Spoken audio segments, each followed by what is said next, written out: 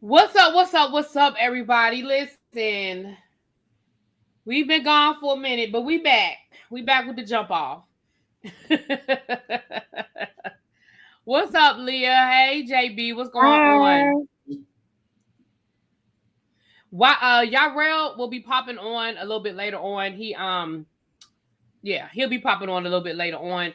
But we have two episodes that we want to go ahead and get through. We are doing episode 4 and episode 5 because we skipped a week, okay? But we're gonna get through it. We're gonna get through it.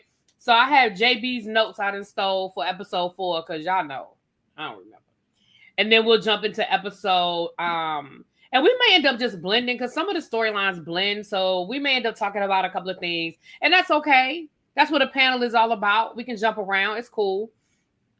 But episode 4 was called Boogers and Birkins. Where did the boogers come from?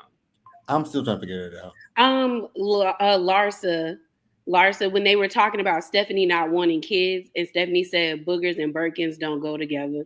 Oh, okay. Because I was like, I maybe missed because I that. blocked out a lot of what Stephanie said. So maybe that's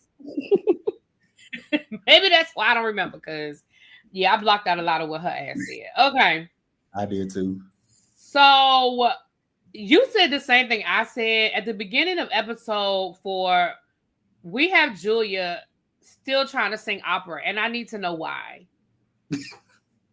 I don't know. It sounded horrible. It did. Girl, it was cute. Like, it sounded bad last season, but your reason for wanting to do it was cute. You know, you wanted to do something for Martina. She loves opera. But the fact that you're still doing it, like, you're literally paying somebody. That is easy money. Well, it ain't easy because he got to sit there and listen to your ass howl. But, girl, why? Child. She don't know.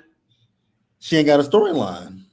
No, And I that's think it. Other than she does have a storyline. I think there's something funny about that adoption. Because if you have a clear storyline, you just adopted 2 kids. Why are we not watching you cultivate that relationship with them? Maybe if she has guidelines that she can't, That could be true. maybe there's some guidelines. That's what I was thinking. And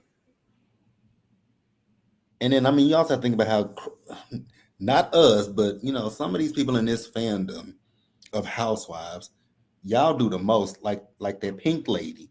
Some of y'all just as crazy as she is. So I understand keeping your kids away because some people are just weird. Listen to what Dr. Nicole was saying, that she feels like somebody was following her, but she don't say who put them up to her, but she alludes to Marisol. Like, I wouldn't want to bring my kids on this show. Well, I don't understand why everybody's acting like that's a new revelation. We talked about that.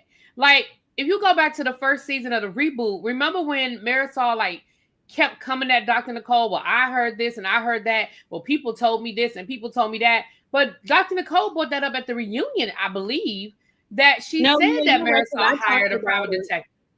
Yeah, I talked about don't that think on that's my new channel, and people information. were saying that too.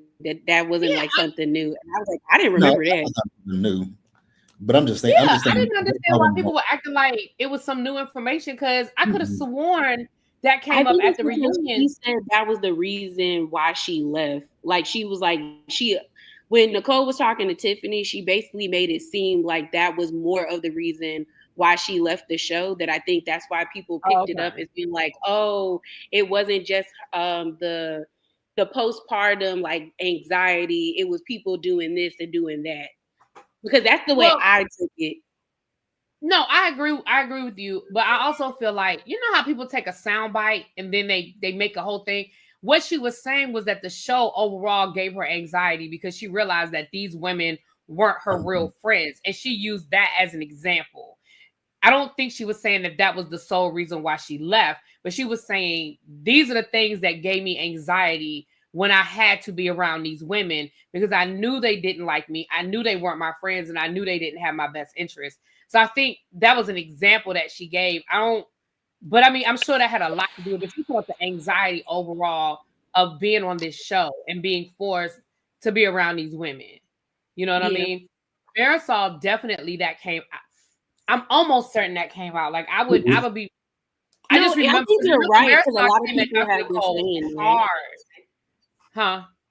I said I think you're right because a lot of people were saying that is like the case, that they already discussed this, so it wasn't anything new.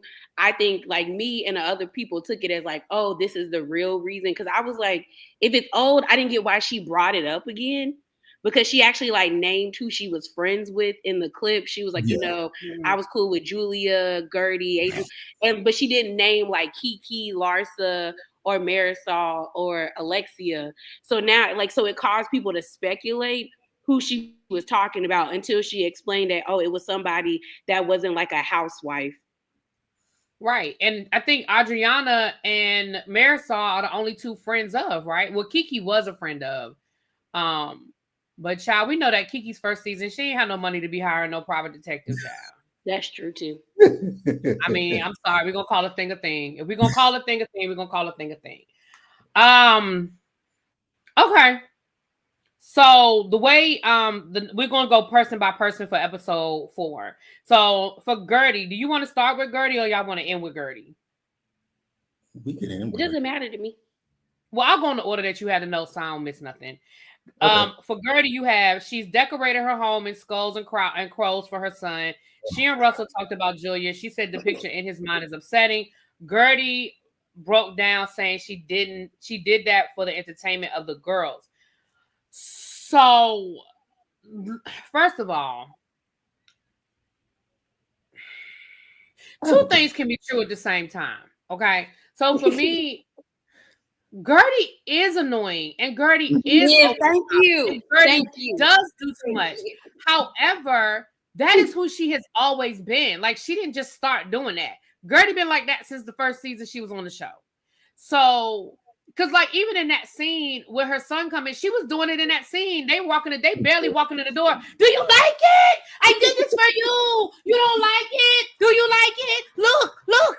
It's your favorite Halloween. Look. I was like, girl, I was so confused. Was that Halloween or was that his birthday? No, I think it's Halloween time that they're filming. Oh God, because I was like, what the fuck is this? And I was just so confused. And then her asking him was he happy. I'm like, Gertie, calm down.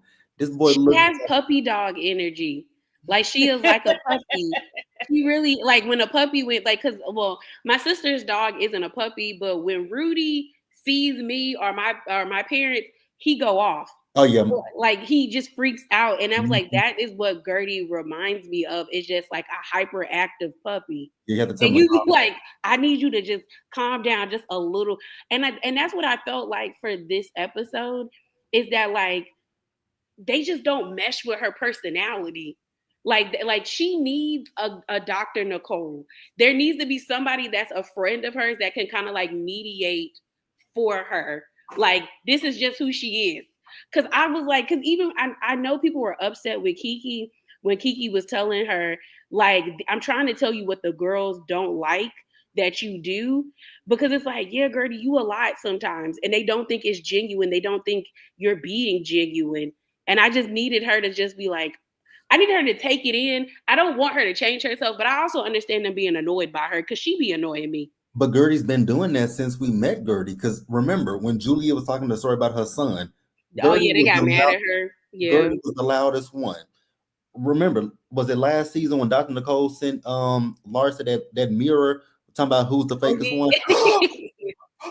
And Gertie has been that person. So I mean, I get it, but this has been Gertie, and not to even get into this episode, but y'all, I know they're all obnoxious, but I think the issue is it's kind of like.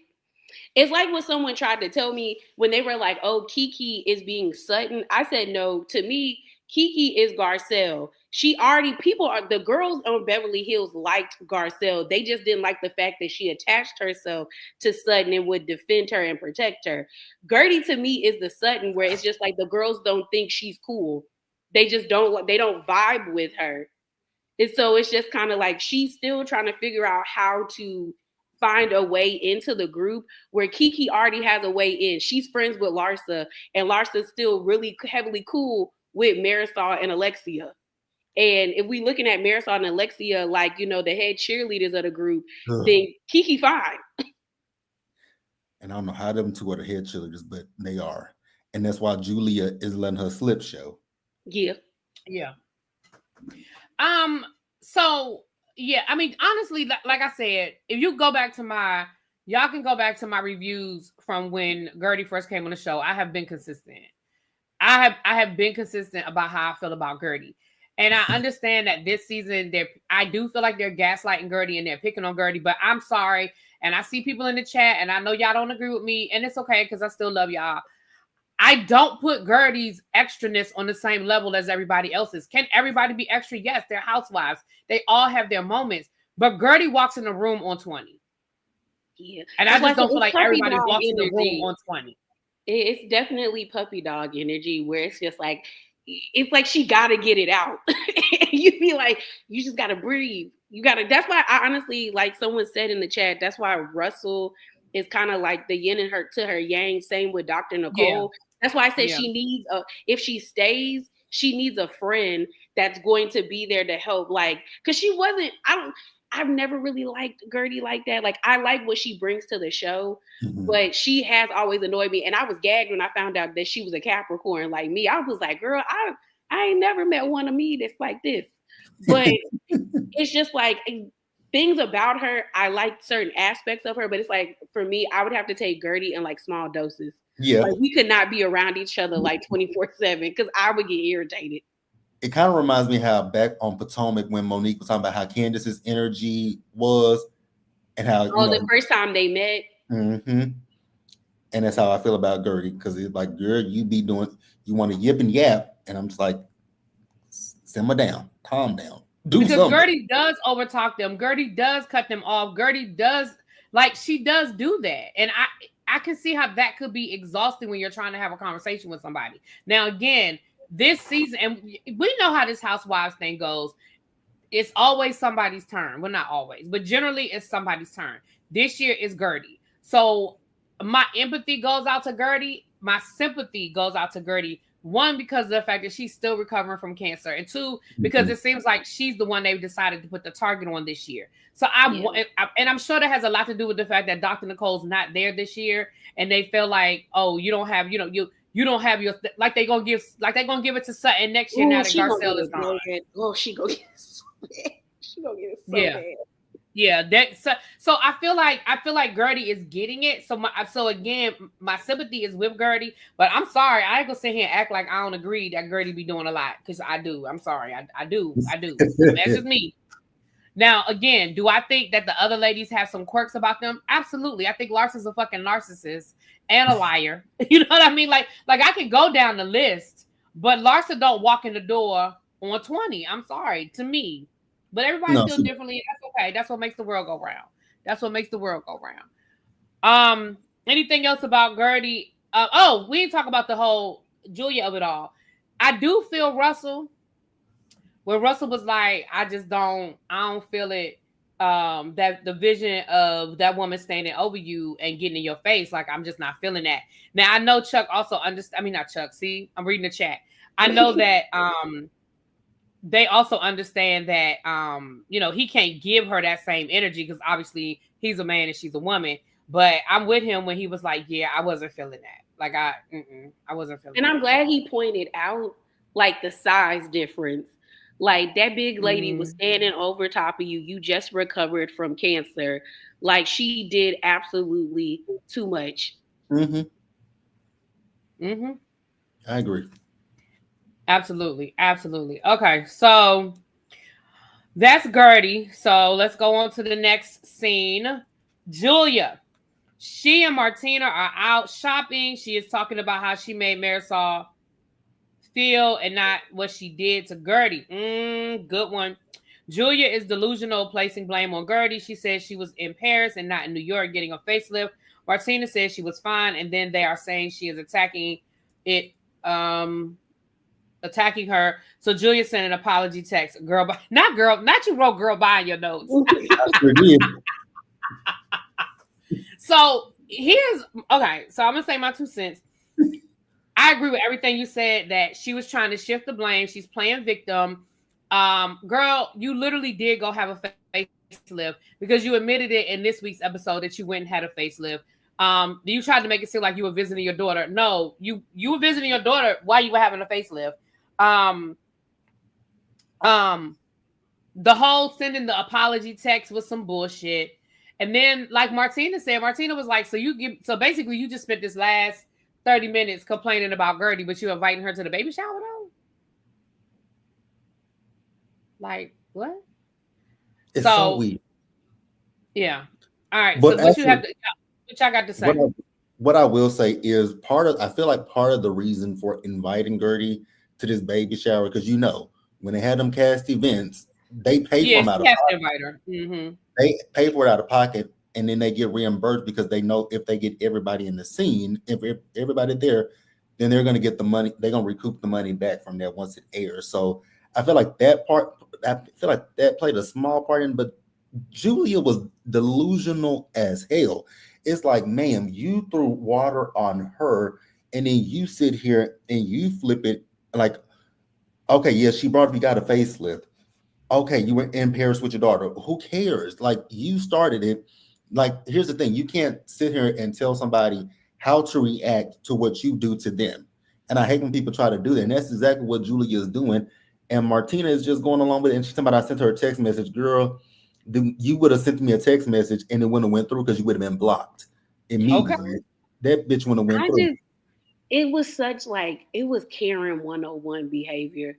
Like, you're not even sorry that you threw water on her. Exactly. You're more embarrassed at the fact that you made yourself look like a complete fool in front of everybody and you ruined Marisol's party. But you expect, and I think it's more so the fact that she expected the women to rally behind her.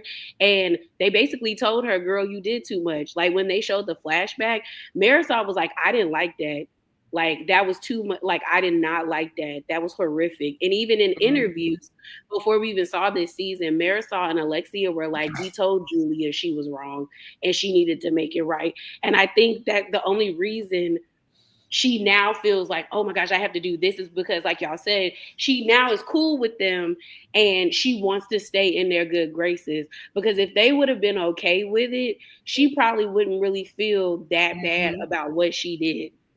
And it's just weird that, to me, that Martina is just going along with it, just being like, well, you see how Gertie is. And I'm like, well, did your wife tell you she threw a drink on her and she yelled that she had a facelift after being assaulted with a drink? And that's why I wish Gertie would have left. Like, when Kiki said that in French, they don't want us here, we should go, she should have left with Kiki. I was like, girl, you should have out white woman them. Because I feel like they think what happened wasn't that big of a deal because she stayed and still was going back and forth with Julia. I was like, girl, you should have made a scene. Because I would have made it. Like, when I tell you I would have made a scene, I would have started breaking that. Like, if you want to cry, I'm going to cry harder. I'm going to call the police too. And I'm going to make a scene. Because I feel like I just wish she would have left. When Kiki left, she should have got her stuff and been like, you know what, I'm out too. Right. Oh, Kiki left. I didn't see that Kiki left. When they were sitting there, and that's why I like when everyone's like, oh, Kiki did it. I was like, Kiki said they don't want us here in French. She said we should go. They don't want us here. And then Gertie responded to her saying, I'm fine. I'm going to stay. And Kiki said, you know what? I'm leaving. And she grabbed her stuff and left. And then we see I missed that. Okay. I missed that Kiki left. Yeah, because at the end, when they were all huddled up, that's when all you see is Larsa, Julia, Alexia, and Gertie laughing or like talking, and it's really awkward while Marisol and Steve are like cutting their cake. Yeah, I would have left. Fuck that check. Fuck everything. Thank you. I'd have left, and like you said, I would have blocked that lady. Like, I'm the opposite. I wouldn't have left. I just sat right there in their face. I'm the opposite. I wouldn't have left. The fuck? You're not putting me out of nowhere. I'm leaving when I feel like when I'm ready to leave. I'm that same way too, but what Julia did, I know in my brain, you throwing water on me. If I don't leave, I'm gonna pull. Now you watch the Divorce Sisters, really be.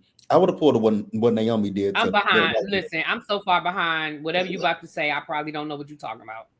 Have you watched what episode you on? I've watched the first and second episode. Oh well, I can't tell you. Oh well, shit. I ain't gonna say it.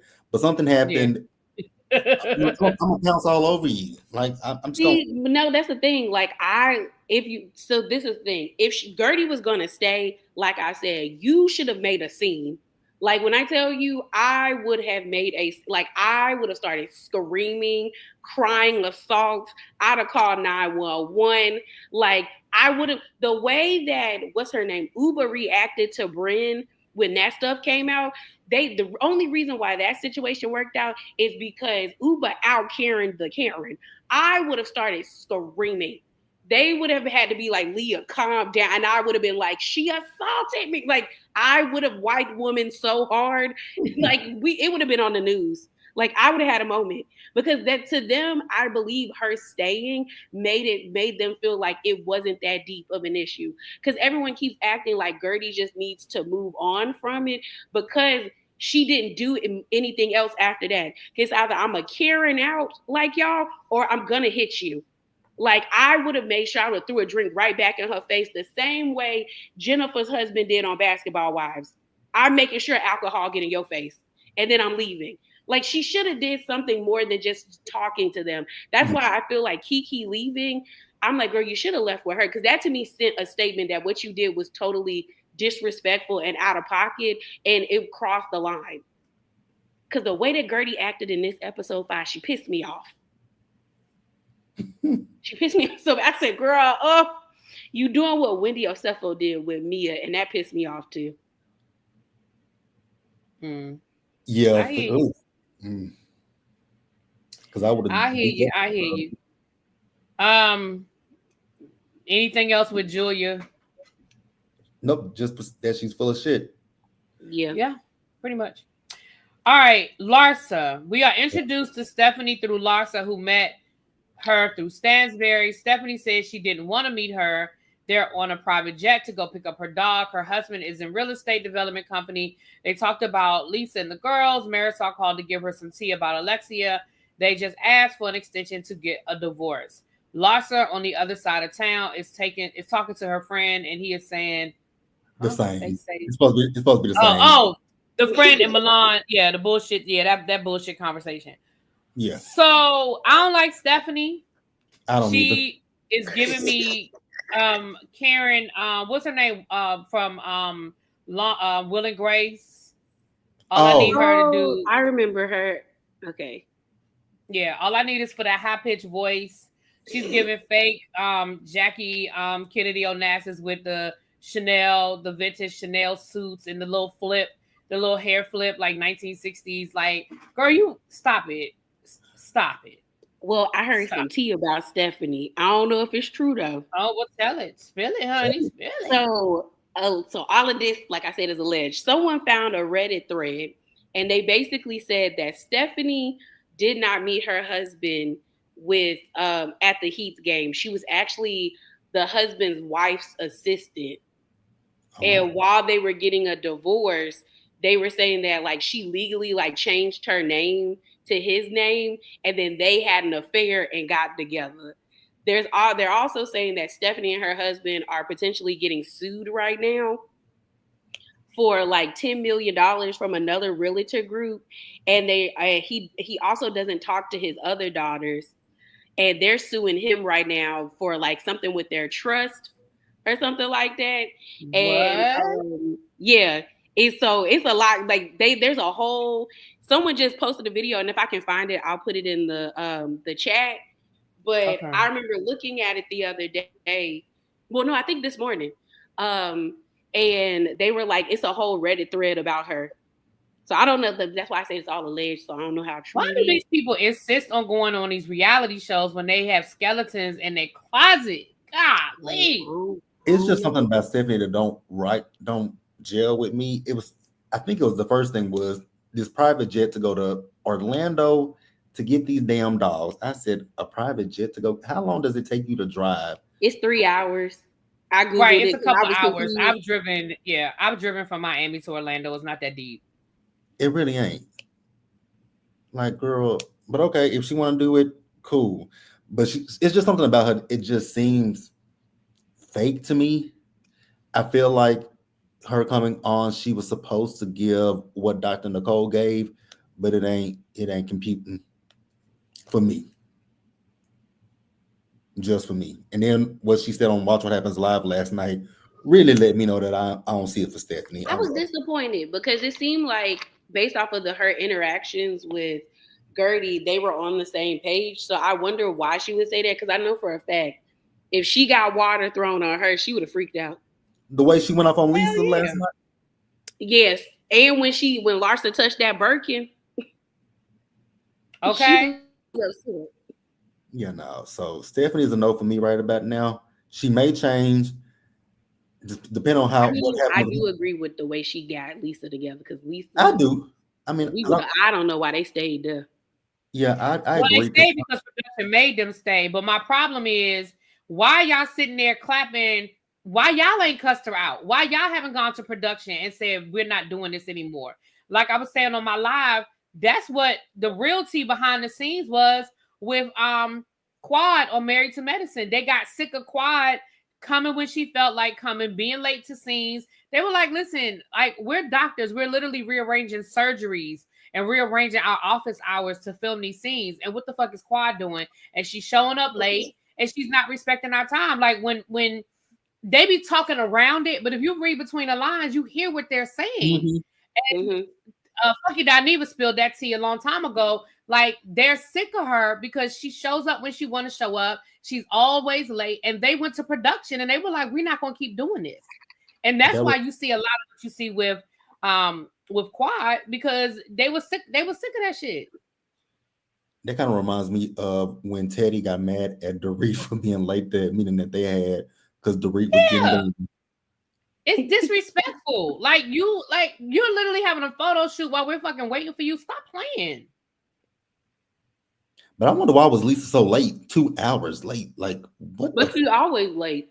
She is, but I'm just like she ain't do nothing wrong. Like, what was her call time?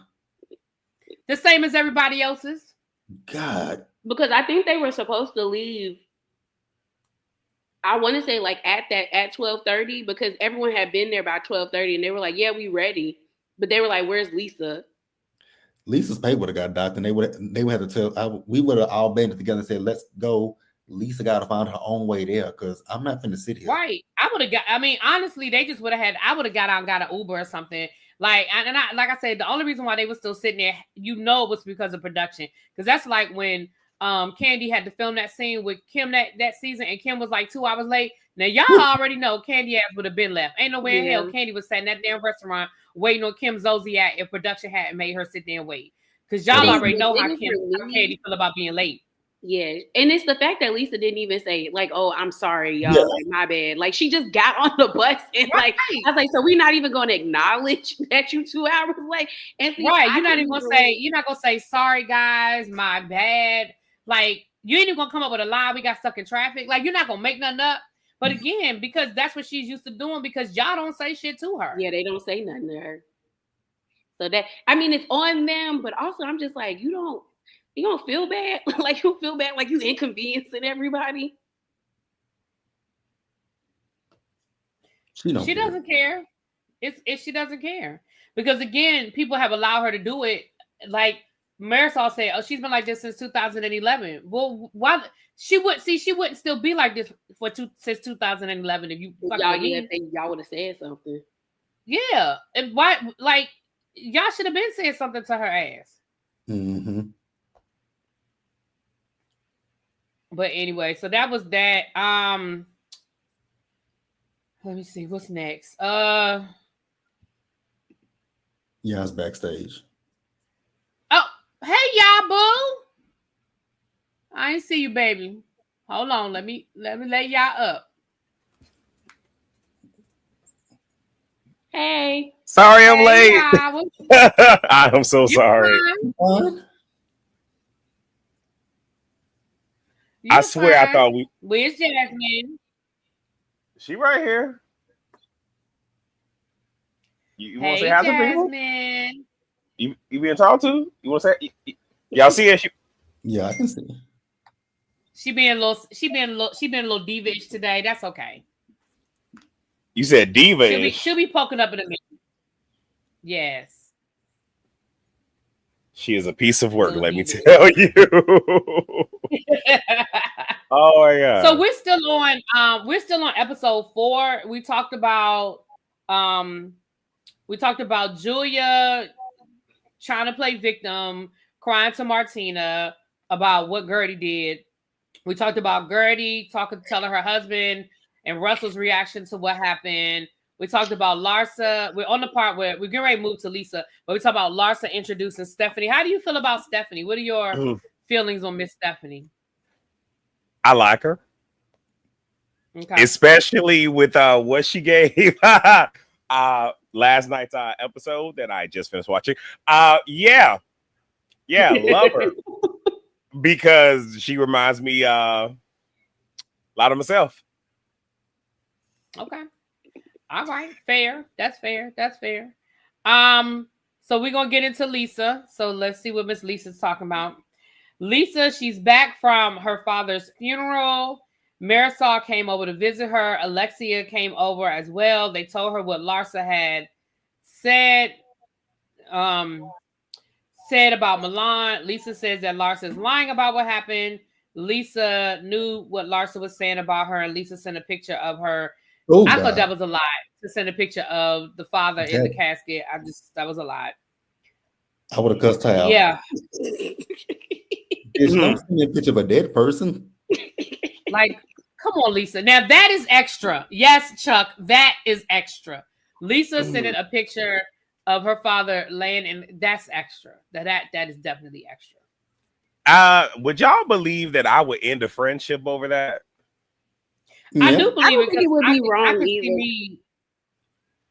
either. No, like for religious reasons, even personal reasons, like I don't do looking at dead bodies. Like my whole thing is, one, I want to remember you with life in your body. But also, like I said, I think is for me, I don't want to look upon the body of a dead person. Like I don't even want to be around dead stuff. So somebody sitting there, it's almost like a jump scare where it's like, did you really just block forever? We're not doing. I blocked a girl. I talked about this in my review. This girl in high school, like she put her grandmother and I tell you, I kid you not, that lady looked like a corpse, and she was in the hospital, and she was like. The caption was like, my grandmother basically after taking her last breath, and I was like, ma'am, and it was so bad, and she got mad because everybody was like in her comments being like, you need to take this down, like nobody wants to see this, and I was like, yeah, I blocked her. I was like, yeah, I can't.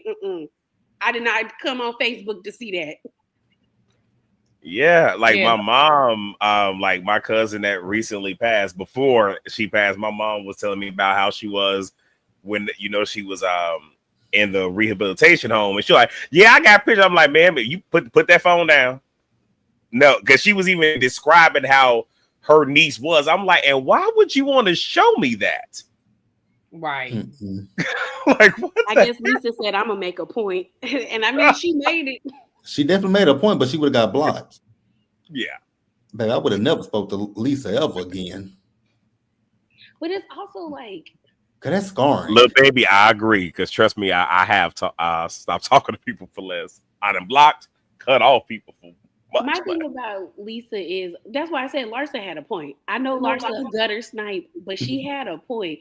Like, girl, you did all of this, but you had the opportunity to spend time with him. But like, you didn't have to be in Milan.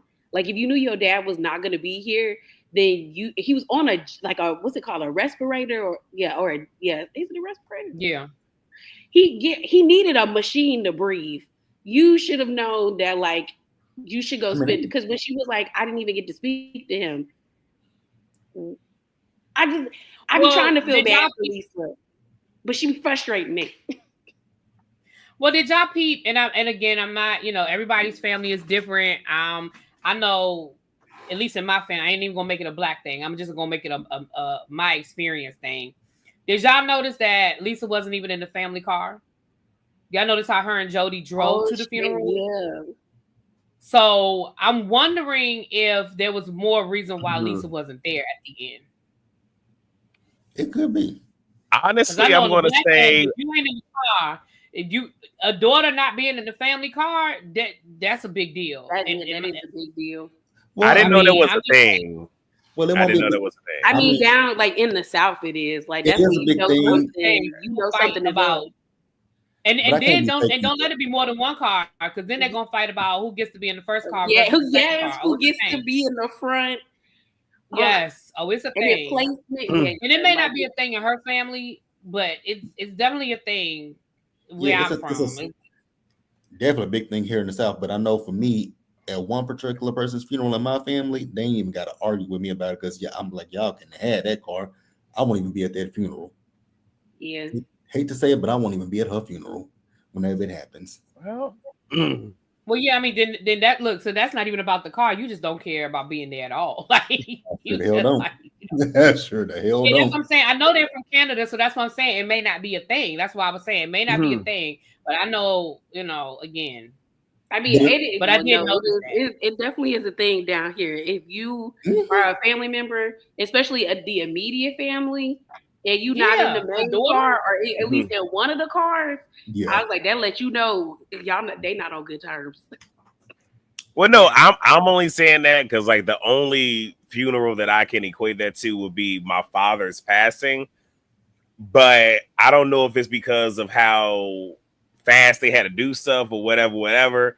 Because like that's my only immediate, like other people, grandparents and whatnot, yeah. But I don't recall any of my siblings, like any of us, just being in I don't know. And again, like I'm born in Chicago, but my family's from Mississippi and Alabama, so maybe it just skipped us. I don't know. I don't know. Like I said, it may not be a big thing for everybody, but I just remember funerals and it being conversations about who riding in what car. Like I just remember. But again, but yeah, Lisa, that was too much. That was over the top. That was way too much. I just wonder. Can I be shady right quick? Go for it. Sure. I just wondered, did Lisa run that by Lenny before she sent that picture? So actually, that gives me my segue into what I was going to say next. Jody, Lenny, Ashton, it don't matter. They all the same. Probably no. He probably told her to do it, or told her it was okay. I was going to say, how do you guys feel about Larsa? Do y'all? I mean, again, it's Larsa, but do y'all agree that you feel like Jody has too much input in what Lisa got going on, or what do y'all that is one thing I will agree with Larsa on, especially after watching last night. My girl was vindicated. She ain't vindicated that much, but I'll give Larsa half of a point, because after watching last night's episode, I was like, Larsa. I will say that last night, like at first, I was like, I don't know, Larsa, but last night's episode, I was like, yeah, no, like I was like, really, Lisa? It was him in that green screen. It was him in that goddamn green screen. I said, Lisa, this man is at your green screen interview. I said, you know what, Lisa? Not only at her green screen, but the fact that he knew more about her divorce. Yeah, thank you, really. About her, about the house and stuff. Really, I grinded my gears. Right. Why does he know all of your business about that? Like, yep, that was it for me. Him at her green screen interview and knowing her business. I said, Lisa, this is a problem. But but Lisa, like Larsa and all the other women, and like Lisa, Larsa, Alexia, those women are male-centered.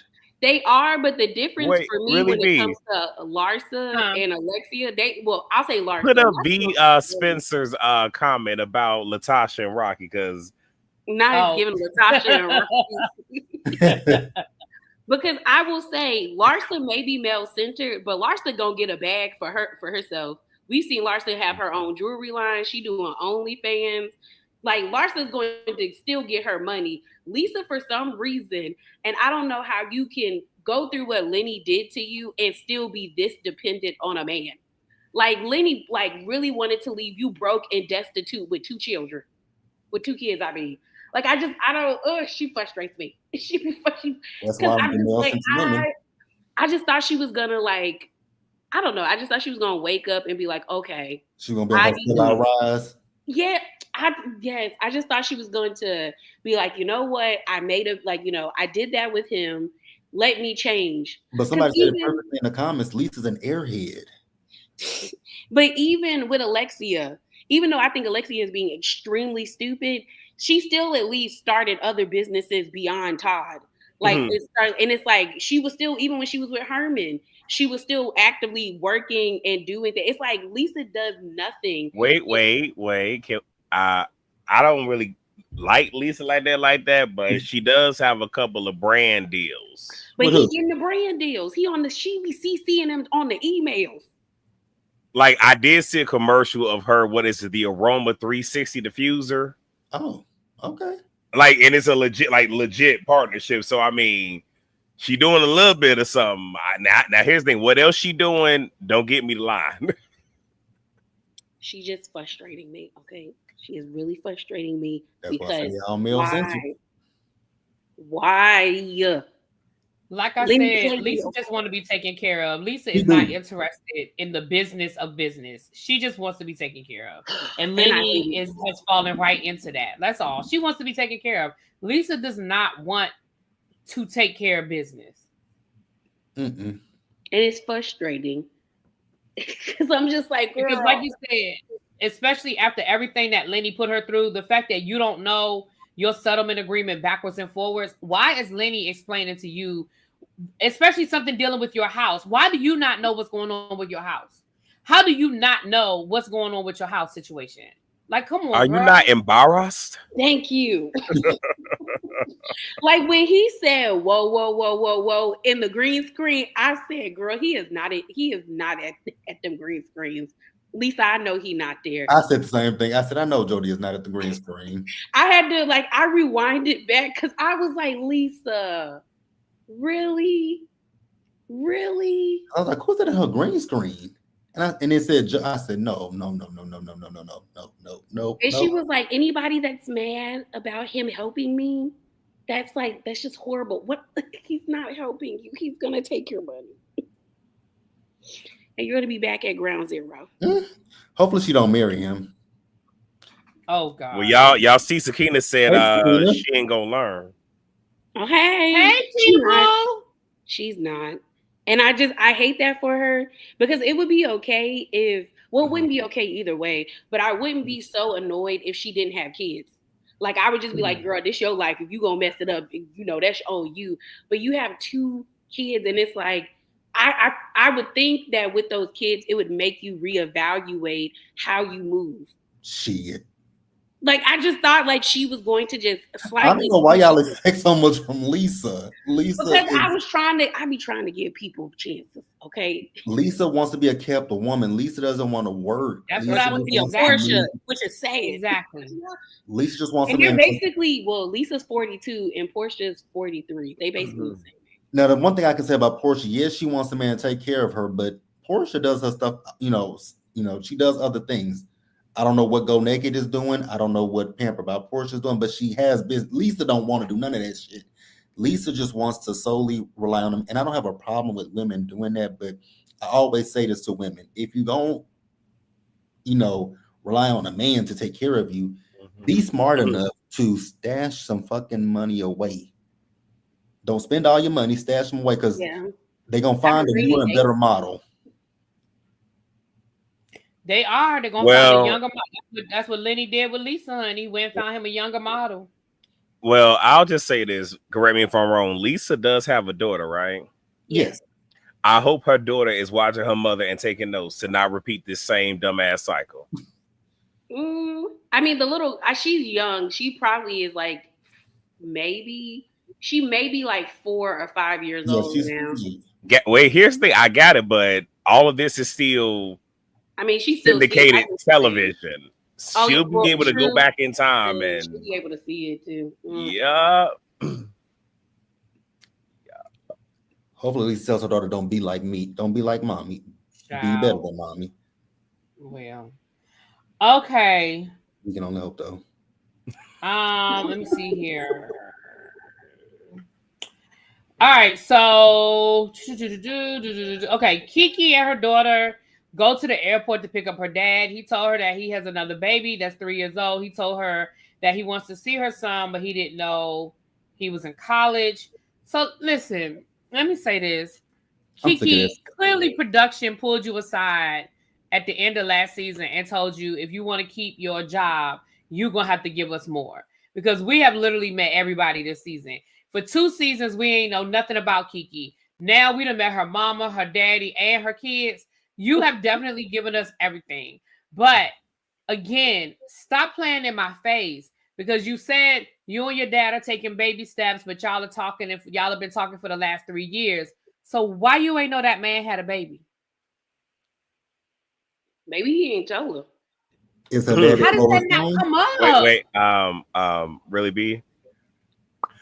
Yeah. See, when I was stationed in Korea, and my father was still living, I found out I had another brother that was older than me that I knew nothing about. And the only reason I found out is because he had went on to glory. And my mom was like, your other brother died. So when she said that, I'm like, who? Kareem, my baby brother? She was like, oh, your other brother. I'm like, I didn't know I had another brother. I mean, I hear you, that but day. this is what I'm saying. I hear what you're saying, but this is what I'm saying. You see how easy her father said that in casual conversation as they were leaving the airport? She didn't have to poke and prod him. It wasn't no big, like, the fact that you didn't know for 20 something years or 30 something years of your life tells me that your family, and I'm sorry if I'm wrong, that your family made a concerted effort that wasn't something that they made known to y'all. Her father straight up was like, yeah, I'm still with my girlfriend. She got a baby by me. And Kiki was like, wait, what? So either you weren't asking the right questions or you and your daddy ain't talking about shit when y'all talk, because it's probably the latter. Like, it doesn't seem like they probably have like, it might be very simple conversations of just being like, how you doing? Are you okay? It doesn't seem like they really are like talking, because he doesn't seem like the type to like really want to discuss certain things. Because it do sound like her daddy a hoe. It's giving like you're a Rolling Stone. Like, thank you, Zeta. Oh, thank you. Thank you for the super chat. So I don't really know. That man do give he a Rolling Stone, and he probably didn't even know about this baby. I mean, I guess. But I don't trust her daddy. Like, it's something off there. Like, when me and y'all did the panel the week that we did it, I talked about it, and I still feel the same way. Like, Kiki is forcing a relationship with her father, with her kids, and it's like, man, please stop doing this shit. This man don't give a fuck. He didn't know that your son was he didn't know that your son was in college. Like, he don't know nothing about you and your kids. But now that it's miraculous, now that this show is filming, now he's on camera. Like, girl, your daddy's an opportunist. Your daddy probably broke. No, I think she's paying him. I think she's paying him because they, like I said, I think production was like, girl, you got to give us more. I think she's paying her father to do this. I wouldn't pay that nigga to do shit for me. Well, if it was me keeping this easy ass Housewives job, I would. I mean, but really be. But I will say this is almost on the same road as Angela from Atlanta, where is you throwing all of this at the wall almost to see what will stick. Like, can we just pick one thing and you just ride that one thing out for the season? Well, I think she is, though, because last season she talked about her family kicking her out at 15 and her having to like couch surf. The only person that we really haven't met from her family is her youngest. Well, because I think when Kiki came to the show for season 4, she was in a relationship with this white guy who is the father of her youngest daughter. And I remember seeing Summer at like when she was like a lot younger during season 4. I was actually surprised when we saw Shamar, because I was like, I only thought she had Summer. I didn't think she had a son as well. So it doesn't seem like she's throwing everything at the wall. I feel like because she talked about it last season, being kicked out, not really having a relationship with her family, this seems to me to be like the next thing is, oh, I'm trying to talk to my father, the one that disowned me because I was modeling that I told y'all about last season. Because she even, but I think she at didn't give us they any. asked her. I hear you, but she didn't give us any indication that her and her father were speaking last year. She made it seem like he kicked her out and that's where it was. So now to say, well, we've been, for the last 3 years, we've been trying to talk. I just feel like I agree that she did talk about it, but I don't think she talked about it with anticipation of ever bringing him on the show. Because she talked about her son at the reunion. So I knew she had a son, but it didn't come up until the reunion.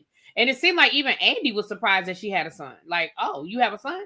So I don't think it was her intention to bring any of this on the show, but I think she had to. That man could kiss my ass if I was a.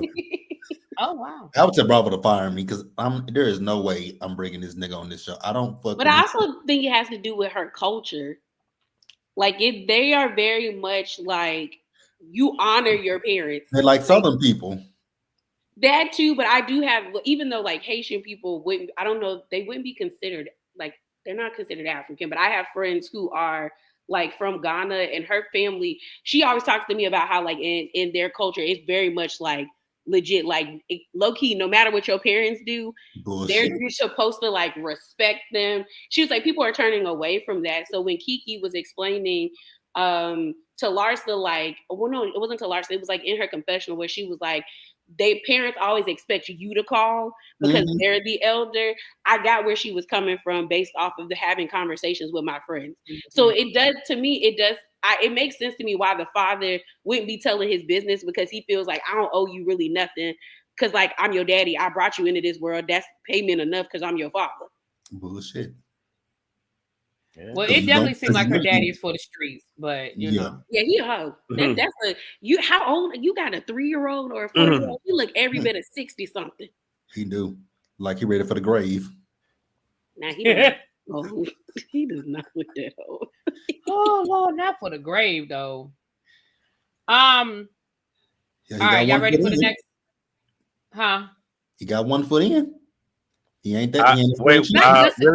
Really be. Look who about to say, in the chat. Yeah. Hey, boo. T said justice for Gertie. She should have snatched her ball like her back up the stairs. I go. You know what? Hey, T. T, you know you have an open invitation if you ever want to come up and add your little to the panel. You know you can. I mean, if you bring Terrence up here, that should just be it. Take everybody off, leave him on, because you know when he just goes go, he just full steam ahead. See, you know, like I said, you know you can always come in, do your 2 cents. So we have Larsa, Stephanie, Julia, Marisol, and Alexia are out for drinks. Stephanie said she met her husband when she was 26 and he was 50. Your notes are hilarious to me. Do you like talk to text? No, I type. Or are you typing these out? Because this literally says, I will say that Stephanie talks a lot. Because I'm typing what I'm thinking. So when I do my notes, not supposed to talk. Huh? They said that she's not supposed to talk. No, so it's not that she's not supposed to talk, but she was just she kept going, and I'm like, bitch, shut up. Let somebody else talk. It's like you said about Gertie with the dog. That's what Stephanie was giving me in that scene with those girls. It was just like a urban chihuahua that would not shut up. That's all I got from Stephanie throughout that entire scene, because she just kept talking about herself, which I get it. You're the new girl. You want them to know who you are, but goddamn, that's one of the problems I have with the Miami. That's one of the things that I have with the Miami girl. I love the Miami girls, but they are all self-centered. Every last one. Yeah, they are. Oh yeah, definitely that. And talk about definitely that. So that's what it ain't that she can't talk. It's just that in that scene, especially when they were talking about Alexia not coming. Well, I don't like somebody who's not like. I don't like people who are like. I don't like people who are like. I don't like people. Ma'am, you're new here. Shut up. Mm-hmm. I mean, but even if you're new, I mean, I'm not against putting that up front.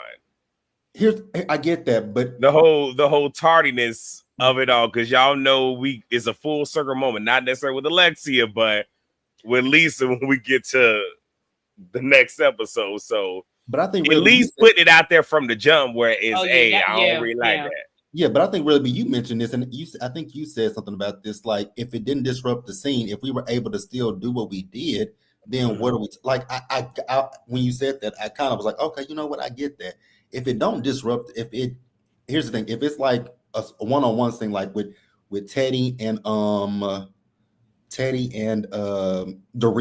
that disrupted that was a one-on-one scene. That's wasting my time. Or if it's like with Julia, with Gertie, when she set up this Zoom call and didn't respect everybody's time. I get those instances. But if it's a group scene, we're all here, but one person, then it doesn't. Like one monkey, as Age old saying goes, one monkey don't stop the show. Y'all still were able to film this scene, and I'm sure y'all all still got y'all's money. So you sitting here talking about you don't like is one thing I will say. It is setting your boundaries that you don't like lateness, because I don't like lateness either. I'm a very punctual person. Like I said when I did my review, if you tell me to meet you somewhere, I'm gonna either be there 10 minutes early or 15, and at the latest I'm gonna give you 5 minutes. Now, if I don't prefer to be on, I don't prefer, like we say, let's meet up at 4:00. You're not gonna see me meet you at 4:00 unless something comes up like traffic, like here in Dallas, traffic.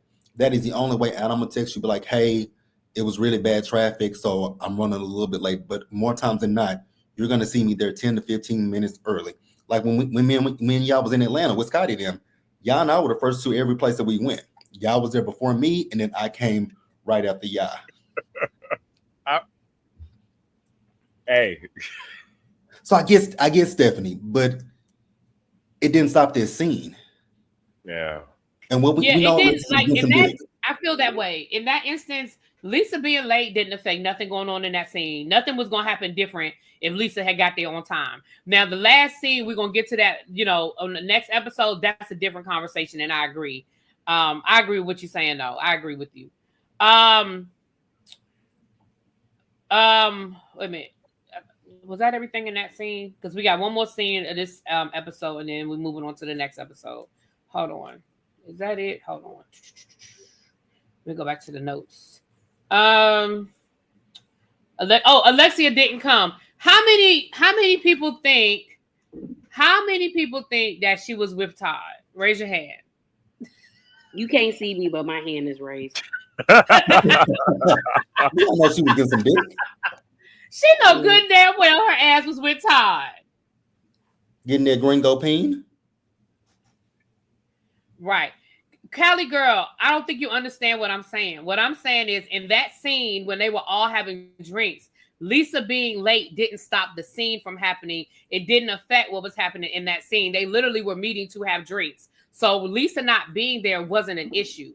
Now, in the next scene, in the next episode, Lisa being late is an issue. So I do think that's what I'm saying. I mean, again, you don't have to agree, but that's what I'm saying is the difference. If the four of us are going out for drinks and I'm running late, that's not stopping the three of y'all from ordering drinks. Now, if the three of us were going to a restaurant where they say your whole party has to be here in order to sit down, now I'm holding up the party. I'm stopping the show. But if me being late ain't stopping the show, that's what I'm saying.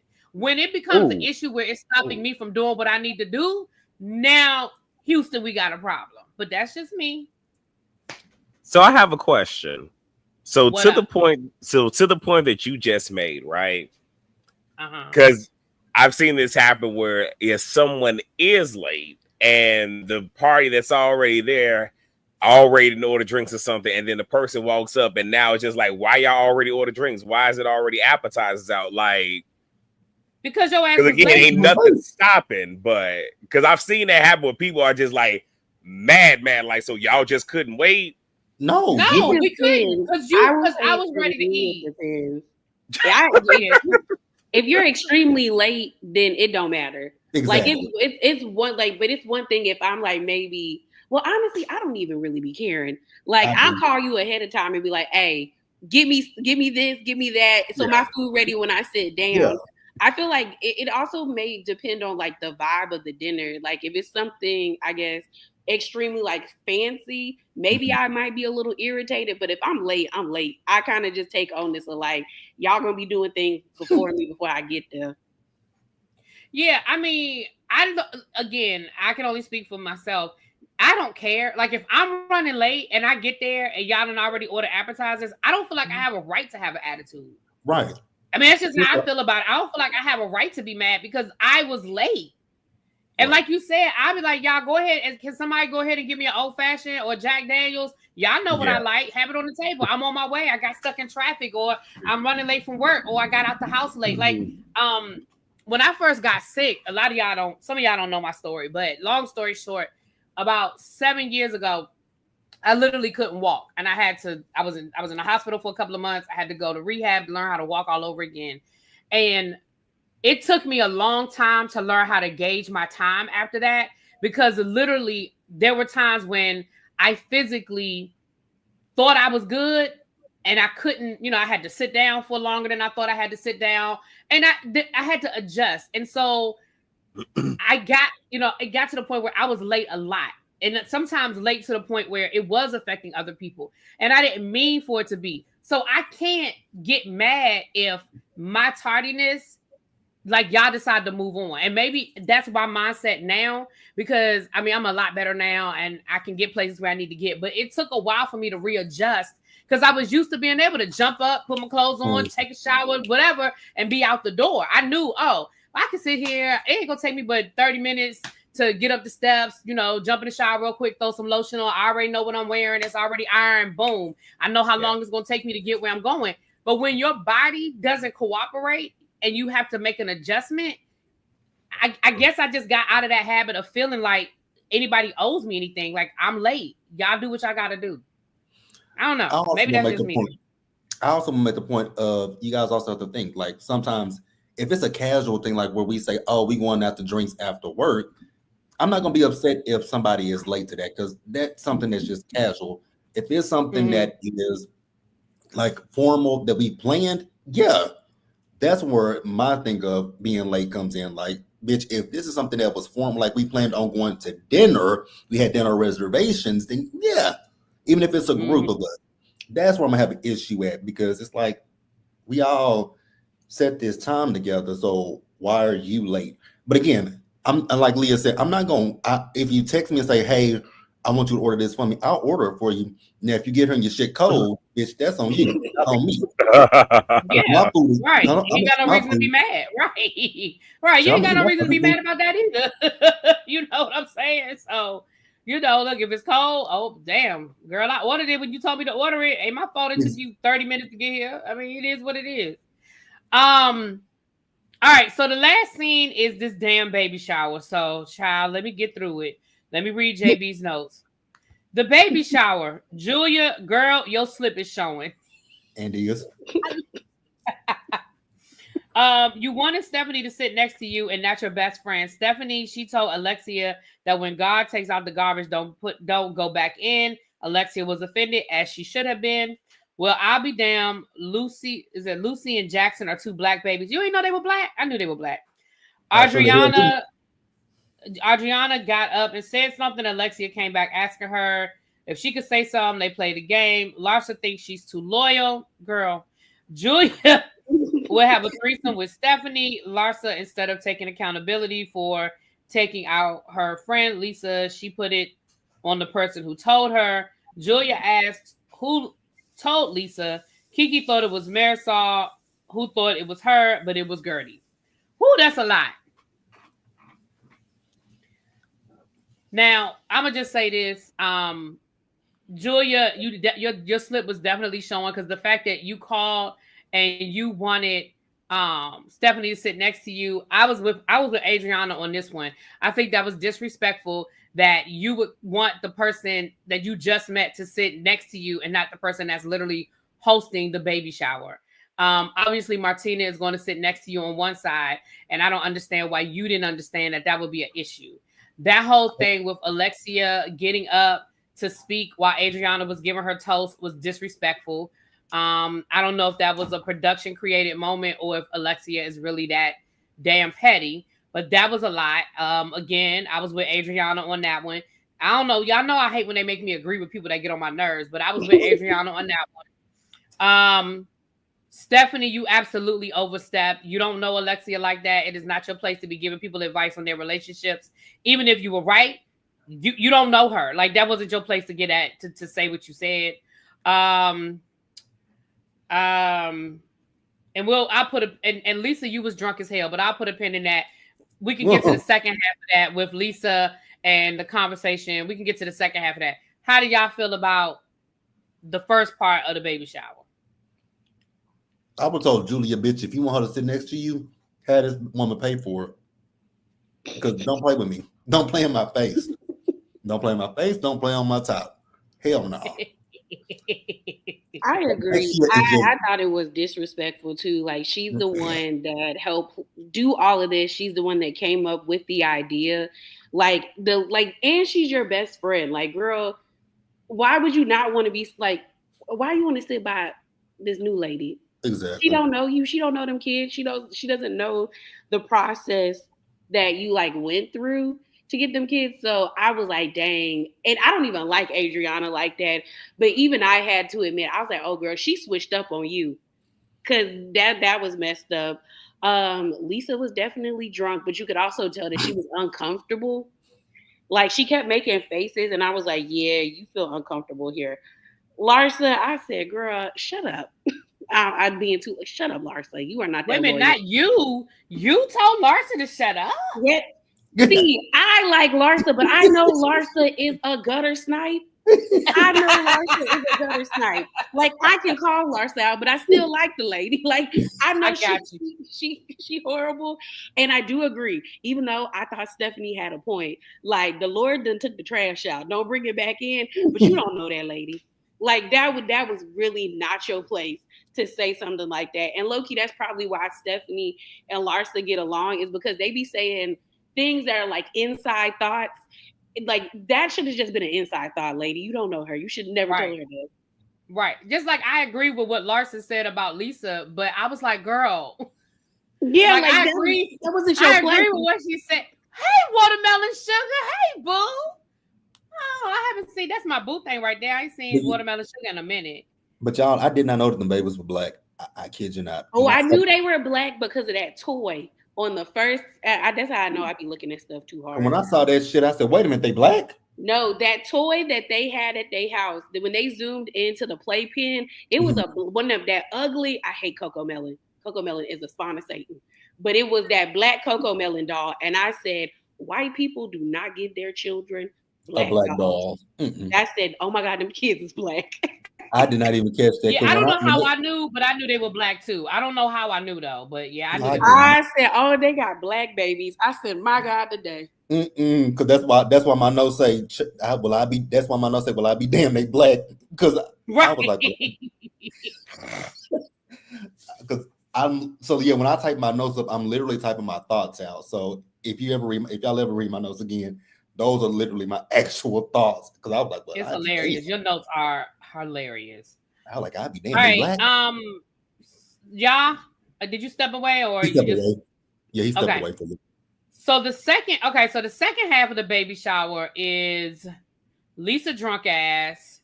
But she gets up to go to the bathroom, and while she's at the bathroom, they're talking to Larsa. Now, to be fair, once again, here I am agreeing with Adriana. Adriana told them not to bring that shit up. She was like, can we just get through this damn baby shower? And she kept asking them to stop. And what I thought was interesting was everybody stopped except for Julia. Julia is the one, it's her baby shower. And she's the one that was like, well, can we just find out who said it? I mean, can we just go around the table and find out who said it? And I'm like, girl, you just want the drama. Because they literally had stopped talking about it and you brought it back up. Really, I think you said this in your live last week when you did your review. By process of elimination, they should have known it was Gertie. Marisol and Adriana didn't say it. Not Marisol and Adriana. Marisol and Alexia didn't say it. Y'all don't think Kiki's telling y'all she didn't say it. Who else was there? Adrian, because then Julie gonna look at Adriana and say, did you say it? Adriana's like, I wasn't even there. But that's why I think Julia wanted them to say it, because she wanted everyone to have an issue with Gertie. Because I was like, why? I was with Kiki when she was like, why are you bringing this up? It's your baby shower. Like, why do you want drama?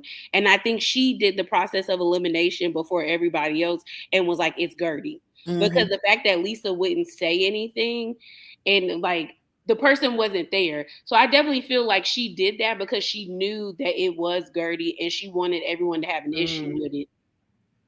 But I mean, Larsa said it. No, she did say it. Right, and that's what I'm saying. Like, girl, Larsa said it. You mad because Gertie repeated it, but Larsa said it. And Larsa mad about who repeated it. Girl, you said it. Exactly. You said it.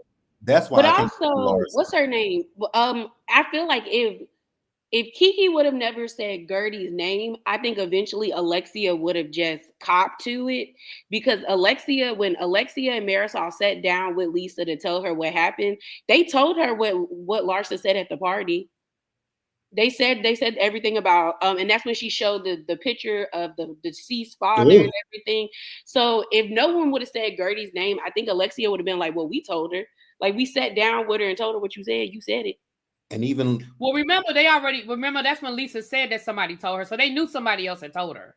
But if Lisa hadn't said anything and just acted surprised, they would have thought that they were the ones that said it. Because like you said, they told Lisa. It's not like they didn't. It's not like other people didn't tell Lisa. Gertie was just first.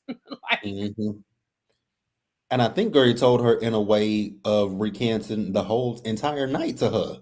Yeah, Like, girl, me and Julia got into it, and then Larsa said this about you. Oh, Lord. Okay. Larsa just. That's why I can't get into Larsa, because Larsa plays the victim. It's like, bitch, you they all do. But Larsa does it better. Like, my God, that woman would literally say something and then just like, I don't get.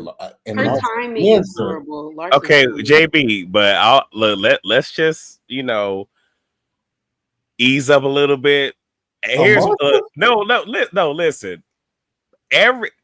I might be overset, but I think every last one of us has a certain person that is a villain that we like, that people can't fucking stand on these damn shows. Y'all know I like Portia. So with that being said, Grand Dom. Y'all know how I feel about the Grand Dom. I get it. Just saying. I know. Because people come at me all the time about Portia. Because like somebody, I kid you guys not. When she announced that she was with Simon, then it was a Monday. I remember it because I had just done my Real Housewives of Atlanta review for the part 3 of that reunion, season 13. Somebody came into my comments because I did my review that night and I put it up. I wake up to a comment saying, "I bet you're not gonna call your girl Portia." And I was like, "God damn!" I just woke up and I hadn't even looked at the blogs yet because they were like, "I bet you're not gonna call your girl Portia out." I said, "If you give me a few minutes, I definitely will call Portia out." Like, just because I like Portia don't mean, just because I like anybody don't mean I won't call them out. Like how Leah says, which is why people were irritating me with the Karen thing. I never said that Karen was infallible. I just like Karen. Okay, she drove drunk and I didn't defend it. I didn't have any defense for that. I didn't even try to defend it. But I still like her. Like, the fuck? Exactly. Now with Portia, I'm gonna be honest. I still like Portia, but Portia this season, I couldn't defend her. There was nothing defendable about Portia this season. I heard. I will say you might defend her at the reunion because they said that she wrapped up Shamia. Oh, now that I will defend. Right when I will defend. That's what the people been saying. Like, I like Shamia, but she kind of bad, and I was like, here's the thing: I like Shamia, but Shamia this season just rubbed me the wrong way. It's because I'm starting to see through Shamia. I'm realizing Shamia is one of those friends who say, "Oh, I'm such a good friend to you," to make you look bad. And I think that's how she and Portia have been friends for so long, because they're one and the same. Let's just be real about the situation. I think Portia and Shamia are the same person. Shamia is just better at hiding it. Shamia can play up that I'm such a good friend to people when she's really not. Ooh, well, we gonna get to that this weekend, honey. Sunday is coming. Hold on, wait, because the panel's over here Monday, ain't it? Yeah, I think it is. Yep, it is. Well, we'll see how that pans out. So that was pretty much episode 4. Anybody have anything to add for episode 4, the baby shower? Anything more on that before we jump into episode 5? I'm good. Okay. So episode 5 starts off with this bullshit fake ass scene with Alexia, I guess, she found a life coach on Instagram. Girl, y'all can say whatever y'all want to say about that, but I am not entertaining this bullshit fake storyline. Girl, you found your life, and you could literally tell that she had never really talked to that man before, because when she first walked up on him at the restaurant, was like, "So how are you enjoying Miami?" Like, you could literally tell production flew him in. Like, what you mean? How you like in Miami? What? It was something off about him that I couldn't put my finger on. Child, he's a fake baby. He finna get some money off this, so hey. Oh yeah, he definitely, and he better. No, because the fact that he mentioned how many books he done wrote, I'm like, well, you on this show, you might as well, pump yourself up, shit, hype yourself. So, right, Alexia is just grasping for a storyline, because honestly, at this point, the only storyline she has is Todd, and what we thought was going to be a storyline about Todd, but now she's trying to protect Todd, so she don't really want to talk about it unless she gets drunk. But she don't really want to talk about it, so she don't have a storyline. So this bullshit anyway. Like I said in my review, the only thing I was concerned about was when she said that she wanted to have this Greek Roman type party, and she was like, yeah, where it all began. And I didn't know what she was talking about, because that's not where civilization began. So I don't know who she was saying where what all began. So I don't know. Nothing with Alexia makes sense. The Cuban airhead.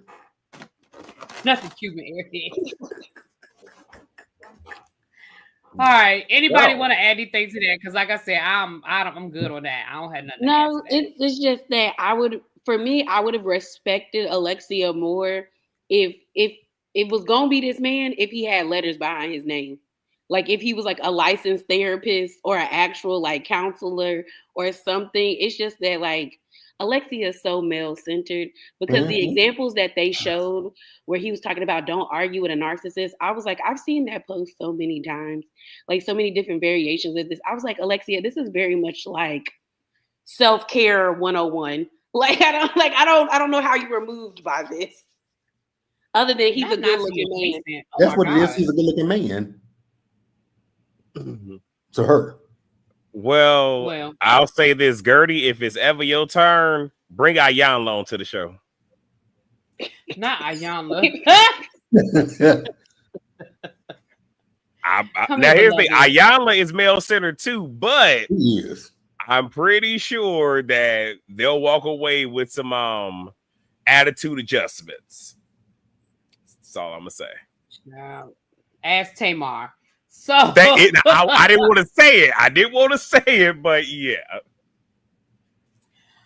All right. So then we have Lisa and Jody basically talking about Larsa and what happened at the baby shower, and Larsa lying about his eyes and being jealous of her. Everybody's jealous of Lisa, child. I don't care if y'all got anything to add to that. I want better for Lisa. I want Lisa to want better for Lisa. Thank you. But she's not. I can't look. I want Lisa. Well, I'm gonna say this. I'm not saying that it will, but if Jody does her dirty, I'm gonna be over here blasting. If you think you're lonely now, wait until tonight. Wait until tonight. All right. So the next scene, oh Lord, it's Stephanie. Stephanie is having lunch at one of her properties with Kiki and Larsa, and once again she's bragging about all of the properties and the business and how hard she works, and we've got the pictures of her breaking ground on all these different places, yada yada yada yada yada.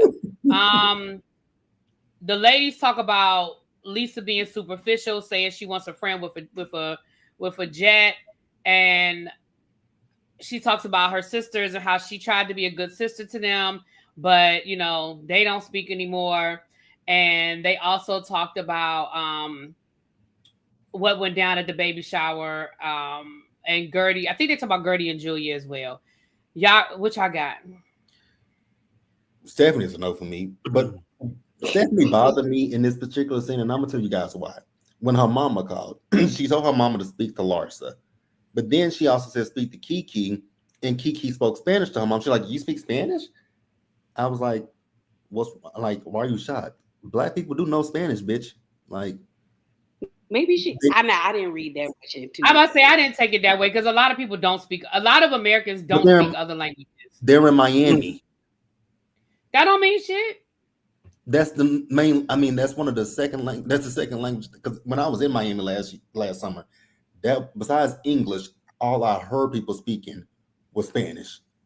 I get it, but I'm just saying I didn't take it as I didn't take it that way. I mean, I can't tell you how to take it, but I didn't take it that way because a lot of again, especially as Americans, other people from other countries do speak multiple languages. It's like a norm for them. That's where I was coming from. Americans don't like, and I know Kiki's not American. Before somebody tell me that, but I'm saying from her perspective as an American. That's where I was coming from. Y'all's president was shocked that the president of was it Ghana spoke English, and that's their fucking language. That's their official language. Was it Ghana or no? I think it was Liberia. It was Liberia. Liberia. I'm sorry, it was Liberia, and that is their official language.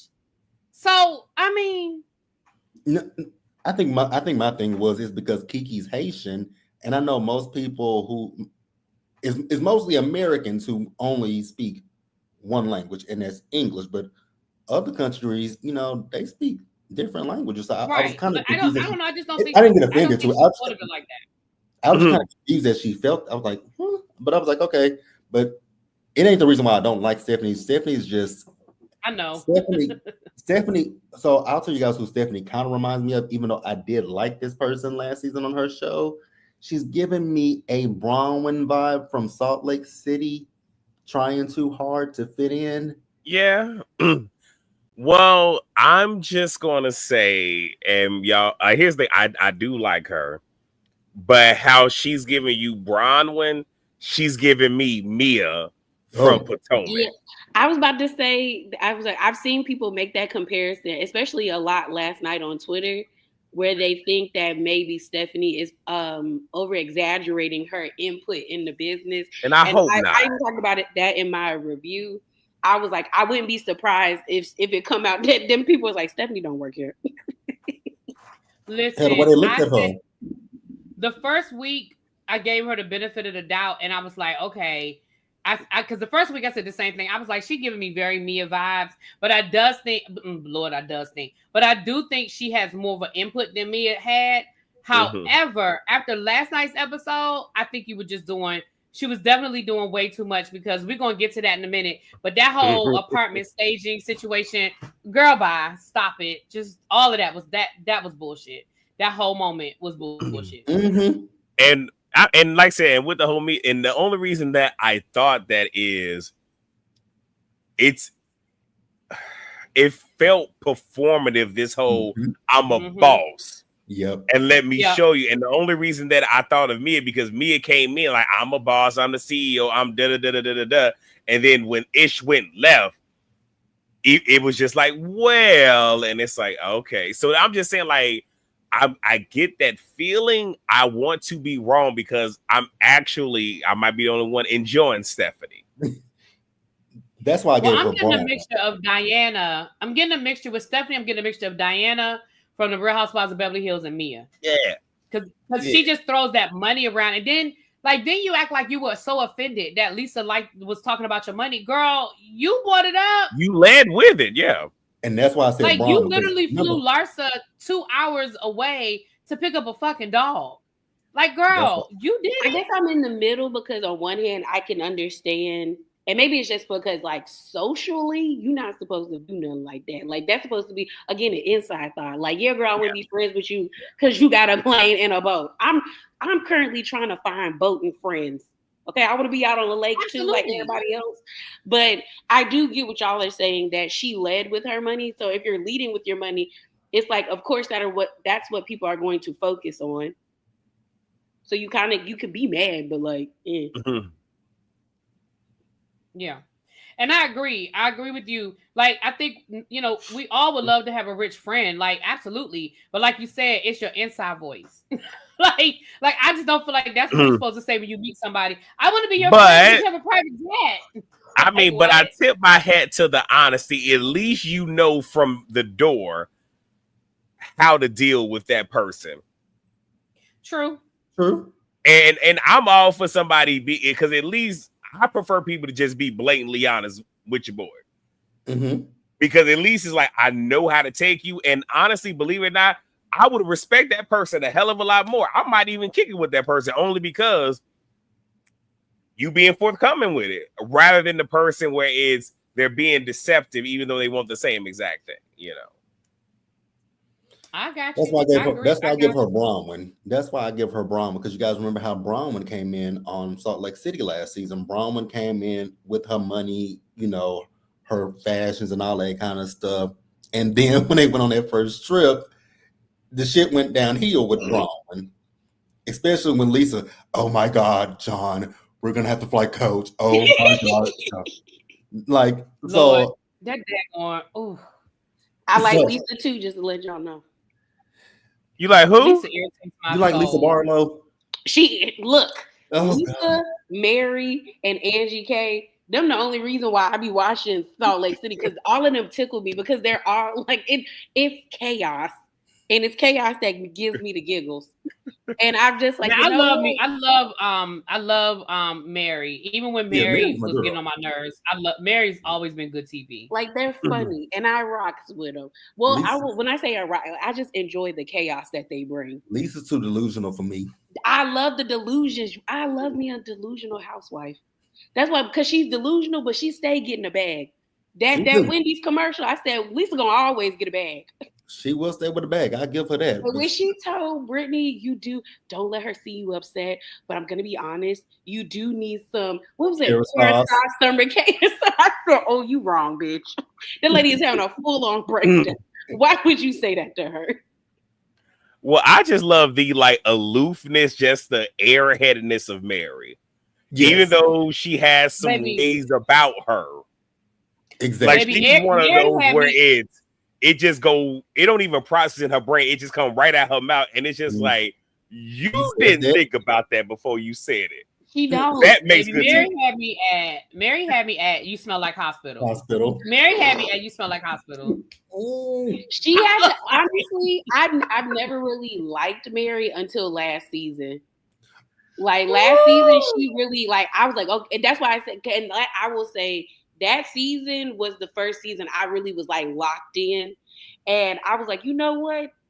I don't like any of y'all, but when I started off, but by the end of the season, I was like, yeah, it's Lisa, Mary, and Angie for me. Cause they go for it. I said, if y'all gonna get nasty, get nasty. Baby, when Mary told Heather she looked like an inbreed, baby, like, how can you she don't even know that she looked inbred. That shit was funny. And then when Heather said it, be getting Whitney together. Yeah, little girl.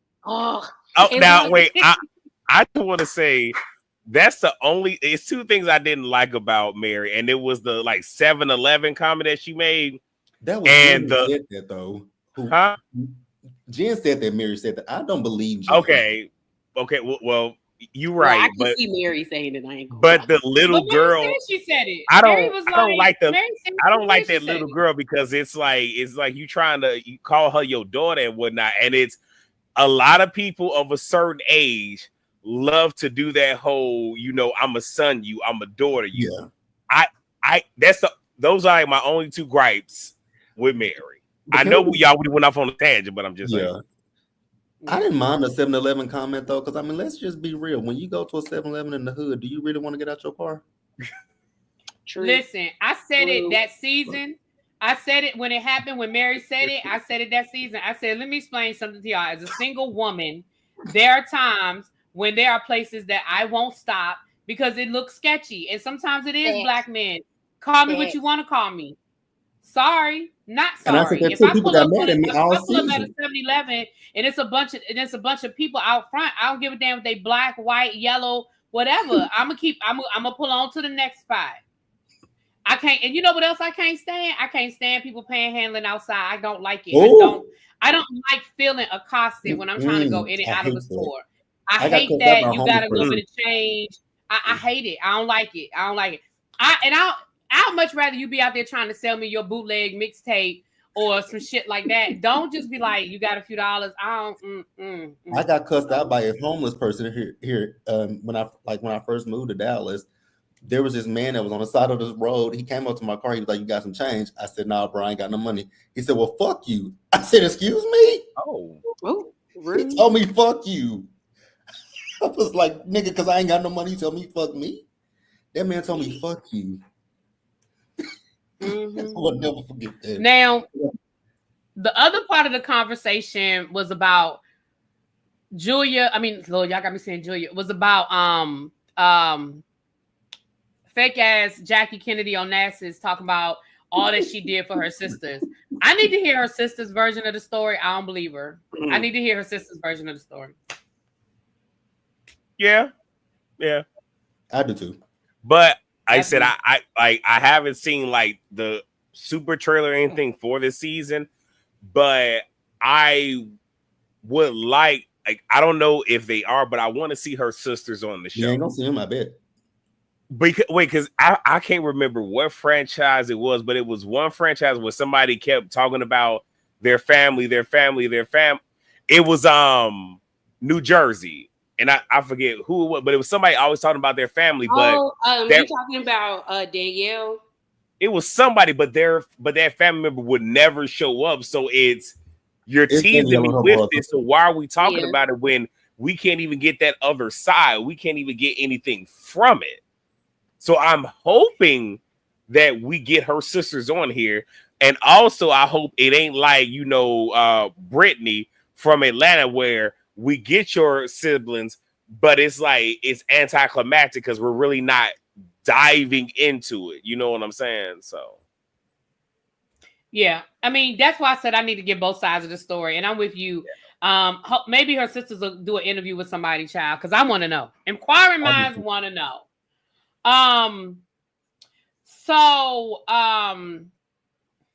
The next scene, we see them getting ready for the damn hurricane.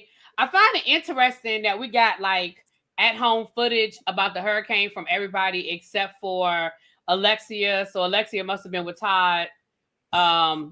That's my summation, is that Alexia was with Todd getting ready for the hurricane. Because we saw everybody except for Alexia. Well, I guess we did we see Kiki? I don't know. But the hurricane was a big dud. Thank goodness it missed them. So that was pretty much that. Then we see Alexia meeting with Gertie for lunch. This is the gaslight of gaslights, because Gertie is explaining to you why she responded the way she responded and why she feels the way she feels. And then she gave you an example of how she feels like the group does not support her. When she said that she rang the bell on the NASDAQ and she felt like she put it in the group chat and nobody said anything. Nobody congratulated her. Nobody asked to come with her.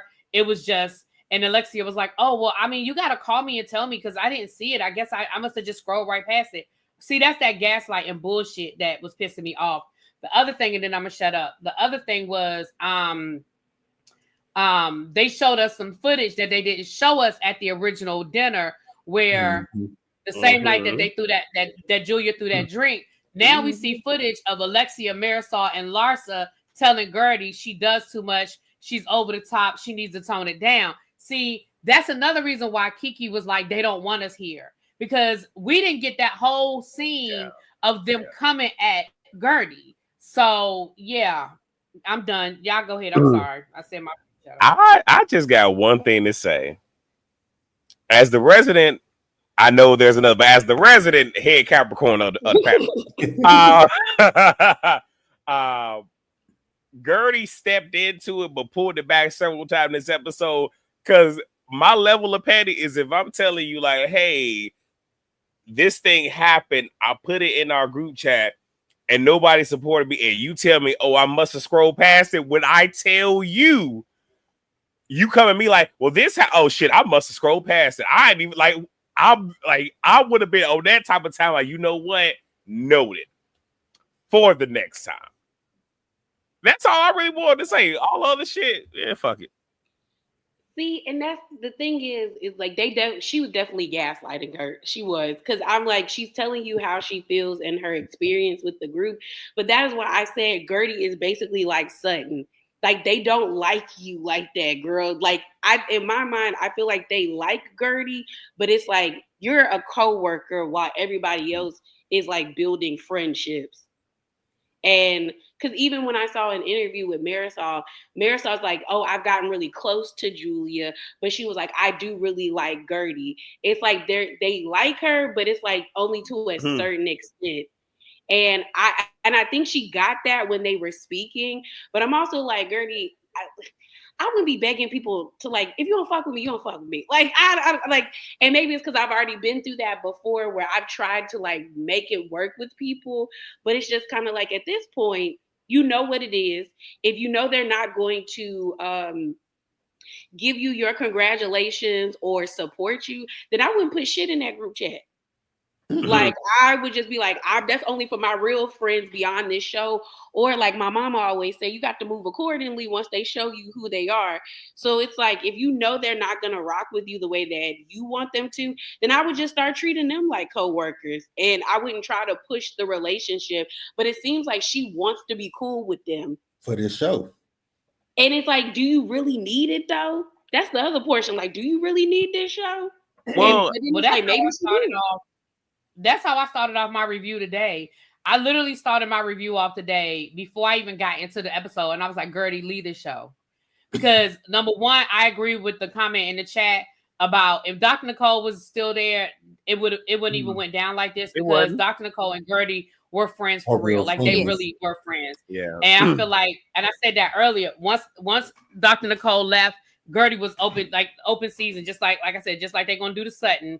Now that Garcelle is gone, they're gonna tear Sutton's ass up this season. Now, and I feel this. I feel like that as well. And I feel like Gertie, girl, lead this show.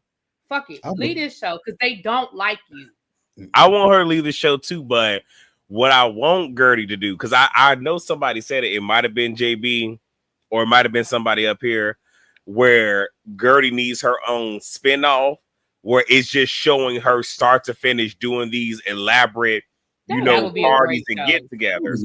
But what I need for Gertie to do is try to ink that deal on the back end. But next season, pretty much pull a Garcelle, where not last season, but the season before, it was, I'm doing this, y'all here. I'm doing this premiere. Y'all at this, like, literally show, like, just put it out there. I'm doing all these projects. So when it's time for you to boom, boom, boom, boom, boom, now it's, you know what I'm saying? It might have been Leah's review. But yes, like, her own. Yeah, because that's where that to me is where I like Gertie. Is when I see her actually do it, because she thrives there. Like, you could tell that she's really invested and she likes what she's doing. And I feel like that would probably be way more profitable than being around him all the time. Like, if you could just tell they just don't. I don't even think it's like, because I know a lot of people want to make it like a racial thing because she's Asian and stuff. But I was like, I honestly just think they like her, but it's only to a certain extent. It's just like, she's not a part of the clique. Sometimes you're not a part of the clique. And also, to kind of piggyback on the thing, it could almost sort of kind of be like a Vanderpump Rules type of thing, where like if you imagine like one episode is all the same, where like a fourth of it you see Gertie with her family, but for the remainder of it is, this is the part that we gotta do, and you seeing her team and them balancing it, her getting in their asses. This ain't right. Did it at the very end. Oh, it's all sunshine and rainbow. Like, it's like it used to be on WeTV, but I was like obsessed with it when I was younger. I think it's David Totiro, like where he used to do it's like elaborate things. Like, I remember Little Kim was on there, Brandy and Ray J was on there, and he would also do like weddings. But like, it would be him going, like, them freaking out trying to get certain like flowers and like material and stuff. And it was only like maybe like a 40-minute show, but it was still good. And I feel like we are missing that on Bravo, because Bravo does not have. Bravo used to have like Tabitha, was it Tabitha Takeover? The Tabitha Coffee. And the lady that took over the what's it called? It was basically like what's his name? Gordon Ramsay, where he would where she would take over a hair salon. Mm-hmm. And then we don't have that much variety on the show that I think it would be cool on Bravo's network if they had like a show like that where she is actually doing her job. Because I mean, it's been a minute, but then we also know she's been dealing with cancer, so we really haven't seen her doing it. Because the season before that was revealed, we did see her actually doing events. Yeah, mm-hmm. She planned a wedding that one season. Yeah. My thing with Gertie, she was better than me because this scene with Alexia, it wouldn't have went the way that it went with Gertie. Because first of all, you're not going to sit here and play in my face talking about, oh, I'll scroll past it, bitch. What? You did what? Okay, like y'all said, mental note. I'm gonna take that down. The next time your raggedy ass send me something, oh, I am so sorry, boo. I scroll right past it, didn't even see it. My bad.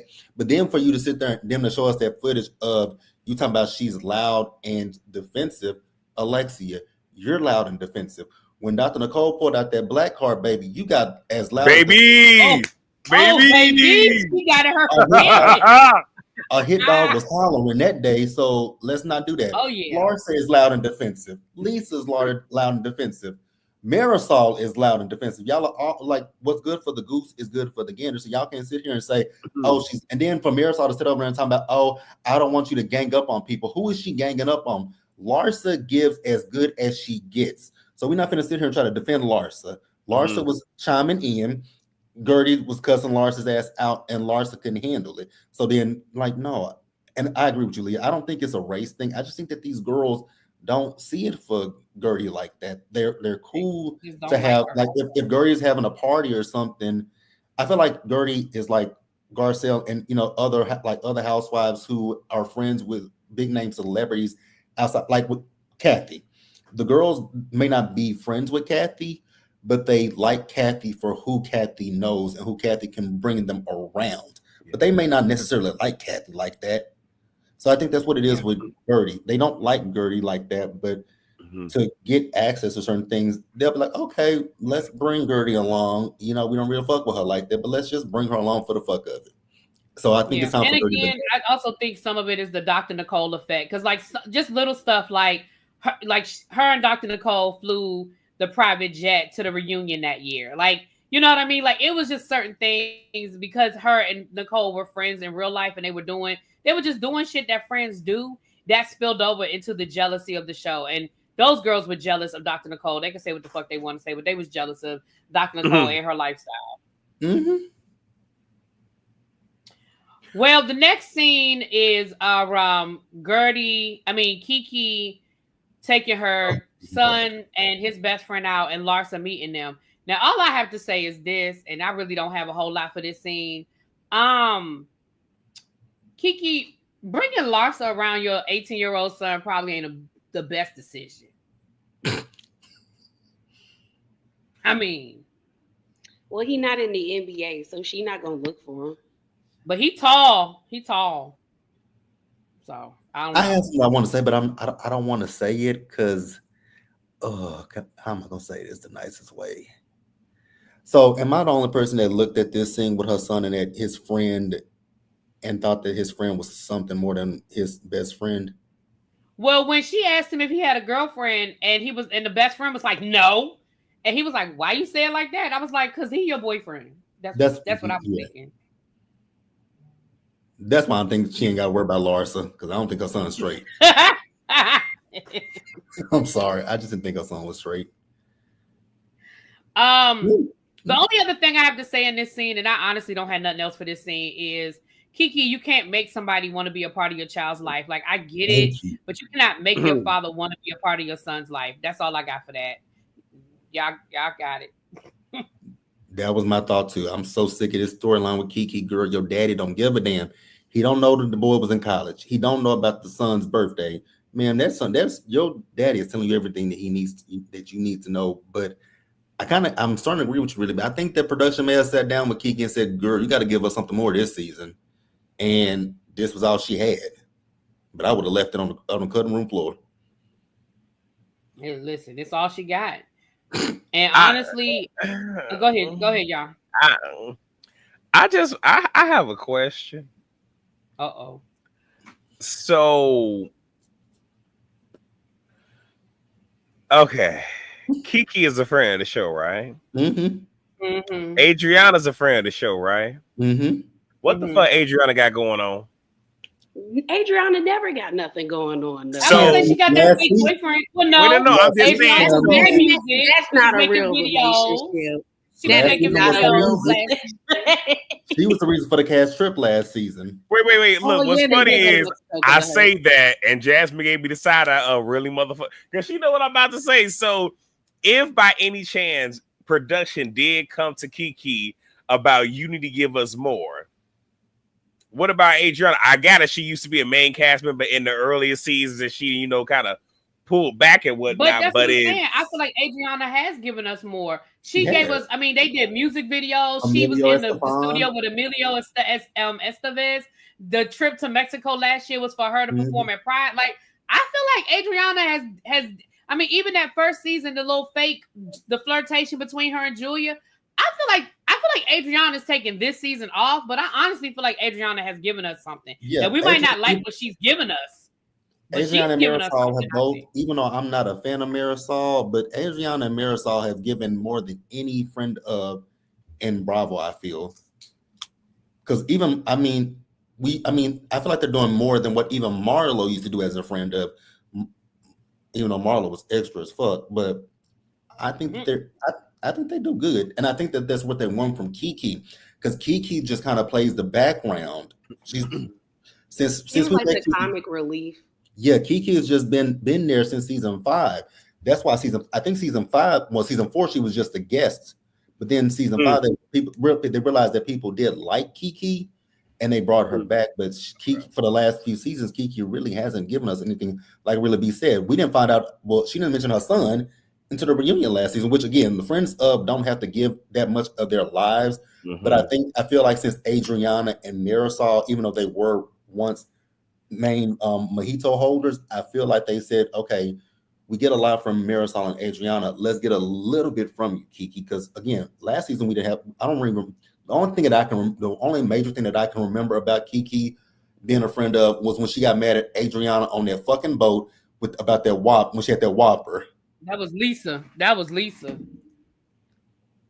Well, that was last. She was throwing the food. She was throwing the food at the dogs. No, that was last. That was like JB's talking about when they were doing the fire video on that yacht. Yeah. Oh yeah. Okay, yeah. Was like, you know what? I'm gonna eat this hamburger because she's a model. Then that means she was about to get bloated. Yeah. That's true. Okay, I was just asking. No, you fine. I do feel like because the other thing too is the other reason why I feel like production said something to Kiki is because remember, rumor was that Kiki wasn't coming back. And I think when Dr. Nicole decided not to come back, I think they circled back around to Kiki, but they told her, okay. I didn't know that. Because that was the rumor, was that Kiki, because remember, the rumor was that Kiki and Gertie weren't coming back, but Dr. Nicole was. And I think when Dr. Nicole decided not to come back, I think they had to sort of reevaluate some stuff. And I think that's when they kind of doubled back to Kiki. So I think that's why I hope Dr. Nicole comes back next season. Like I want her to take a season off, have her baby. Because you don't need that negativity while you're going through the motions, and then come back and stunt. I want to see it. A love-hate relationship with Dr. Nicole. I love me some Dr. Nicole. I love her.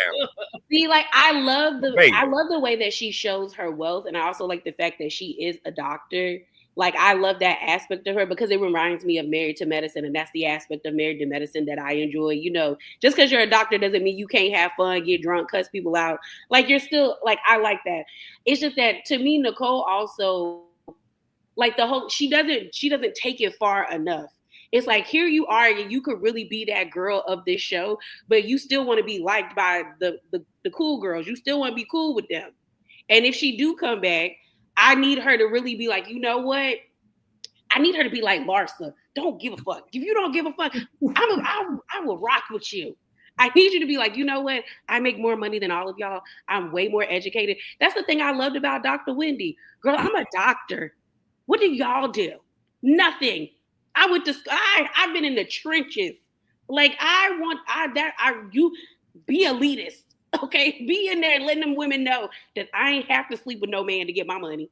Like I went to school. Like if Dr. Nicole comes back on that type of energy, she will have me. I will rock with her. I'm like, okay, yeah, bitch, let them know. You got a man. It's her personality though. I don't care, JB. It just don't get it. That's her personality. Then we like I'm like y'all said, stunt on them. Like, girl, I'm living on Star Island. But see, and to that point, if I can just be a little bit personal, like me at work, right? In the very beginning, I don't really talk about my accomplishments, you know, what I've done before working in the VA hospital and whatnot. Because it's one of like, if it comes up in conversation, it comes up in conversation. But as of late, I have to stunt on some motherfuckers because you got some people, especially us, you know, that then started at the bottom, that didn't got to a certain, you know, government service level that they feel like they all hoity-toity. Because I'd had to let a couple motherfuckers know where, because one person had the audacity. Really, you remember when I let y'all know that I had applied for a high-ranking position at a sister hospital? I was referred to the hiring manager, which cracked a lot of faces. But because that chief had already left, out of the applicants, they just picked one and rolled with it. And it was a detail anyway. But I've been having a stunt on motherfuckers like, y'all do know that I'm an air traffic controller licensed by trade. I have an actual CTO card. I can work in any airport if I really want to. 6 figures. I'm a small drone. Not only am I an operator, not only am I an instructor, master trainer, I ran the program when I was in Germany. I was the lead contact, not just for Germany, but for all of Europe. If somebody had to qualify somebody on the Raven or the Puma, they called my office. Like when I tell you the last several months I've been in my villain era where I'm just stunning all you hoes because y'all must not know about me. And this last week alone, I've been having to run the docs because the lead person, you know, she needed a vacation. She needed it. And my supervisor had to really eat crow and say to me yesterday, yeah, because y'all know Tom has been doing a good job. He been running traffic. I'm like, well, you do know I'm an air traffic controller by trade. He smooth went on to his next point. Because if y'all want to play in my motherfucking face like I'm not that dude, he want to say, who does he think he is? My name is Yarrell Duran Thomas, and I'm that motherfucker. Please know that when I tell you I've been on that type of time and motherfucker, like, so I think that's what Leah is saying, that she wants like you've done all of this stuff. You have accomplished, like I told you, I like Larsa, but when Larsa tried to tell Nicole I have more things going on, no, you don't. Y'all want her to read that bitch. No, you don't. But, like Larsa, that's what I mean with Larsa. Like, girl, you are so damn delusional. That's what I'm saying. Like, I like Larsa, but that was Nicole's. Like, if you can read, ma'am. You went to school for like 8 years, maybe even more because you specialized. Like, that is when you tell somebody, bitch, you don't know me. Like, girl, I didn't have to lay on my back and have a bunch of kids to afford the life that I'm here. I went to college. No, that I want her to say like, that's the type of level I need Nicole to be on if she gonna come back. That's the type of energy I wanted Wendy to be on when she was fighting with Mia. I'd have been like, girl, I didn't have to. You lying about stripping in what's it called, gowns and selling lobster. I went to school. I work at Johns Hopkins. We are not the same. Sometimes you just gotta tell people we are not the same. Like, that don't mean, you know, you beneath me in any way, but girl, we not on the same level like that. We on 2 different planes. I need Nicole to be on that type of time if she coming back. Or you could say, man, guess what? Do you know what a fly and the eagle have in common? They both can fly. But the eagle ain't worried about what the fly got going on because it's at a higher level. And I'll leave it at that. That's what I need. I don't want Nicole be playing it safe. And I don't like that, girl. We're on Housewives. Like, I need you to let them girls know I'm not the one. That's why I loved Lisa Vanderpump. That lady was nasty to them women. And I was okay with it. I got my money. Wait, and also when we had Nene in Trump era, I'm very rich. Rich, thank you. Trump. That's what They're I done. wanted. They're done. When you have accomplishments, I feel like you should be able to brag about, especially if the women tried to act like they was trying to play. They tried to play Nicole, and I was like, Nicole, you letting them play in your face. But that's kind of what they did to Candace. They played in her face for years about her accomplishments and the fact of her mama. This is your especially football head, Hey Arnold Stewie Ashley.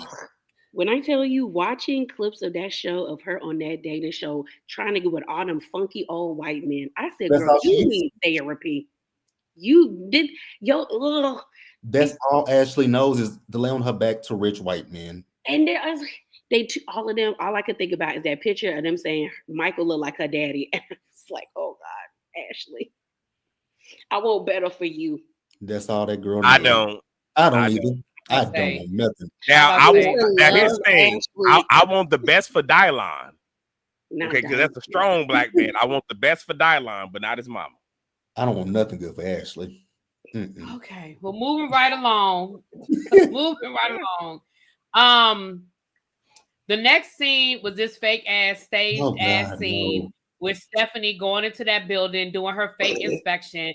There's nothing that anybody can say to make me think this was a real scene. First of all, if you are such a boss, if you are such a CEO, if you are such in charge of running shit, you are not going into a building doing an inspection of a property, of a staging property. You pay property managers for that. You pay building managers for that. If there's a problem, they'll call you to show up. Second of all, if you were showing up to do an inspection, this is the head of, you're talking about the president and the vice president of the whole fucking company showing up. Do you know what kind of scrambling would have been going on? Do you know how the people would have been like, stepping, fetching when they walked in the door? Can we get you some coffee? Oh, it's so nice to see you today. Are you guys okay? Like they was acting like it was just a regular old day. Then y'all, you have a dog sitting right there next to you. That whole scene just rang fake to me for so many different reasons. First of all, dogs, if they're house trained, it takes a lot for them to do their business inside if they are house trained. Second of all, what dog is jumping up on the bed doing it? Usually, if they're house trained, they're trying to hide it because they know they're doing something wrong. You literally be you smell it before you see it. It is literally sitting on the bed like do. Like, am I tripping, or was that whole scene staged? No, it was definitely staged, especially when we get the story beforehand about the dogs, which let me know we're going to see the apartment area with the dogs. And look, I'm that type of person where I'm a control freak. I want to know the ins and outs of a lot of stuff. But in that instance, at her level, you're not trying to see individual rooms. Right, come on. I want to see everyone. Who has time for that? Or if anything, you're more concerned with, let me see the structural integrity. When was the last time this was tuck pointed? What's going on with this? Or last month, our electricity was up 20% compared to the other month. Like certain conversations like that, I can see you having. Wanting to see individual rooms. And if that was your only property, got it. But it's not. Right, you said you got 34,000 units. Girl, ain't nobody got time for that with 34,000 units over all of your properties. Girl. And not just that, you're not going to convince me that y'all don't have an area where those dogs could have been in where they wouldn't have damaged anything. But when nobody checking on the dog. To me, I knew that something was, because I was like, this has to be fake, only because when the lady said that they took them to the vet, I was like, the vet wouldn't have put like the bandana around their necks unless y'all got them groomed. So I was like, you took them to the vet and you got them groomed, but they were supposed to be dropped off. And I was like, so y'all didn't think about dropping them off at a shelter? I was like, why are y'all getting them? Right. And I'm like, if y'all really had them in that room, because I do think the pee and poop was real. The dogs also were really like friendly towards them too. Because I was like, if they didn't really know them, they would have been afraid. Like they probably would have been jumping on them and everything. Not necessarily. Is your dog very friendly? Jasmine is too damn friendly. No, you laughing like Jasmine know the rules, but if a guest come in here, she gonna forget all the rules. She was like, "There's new people. We gotta get to know." Yes, and also I can finesse food up out of you. Yeah.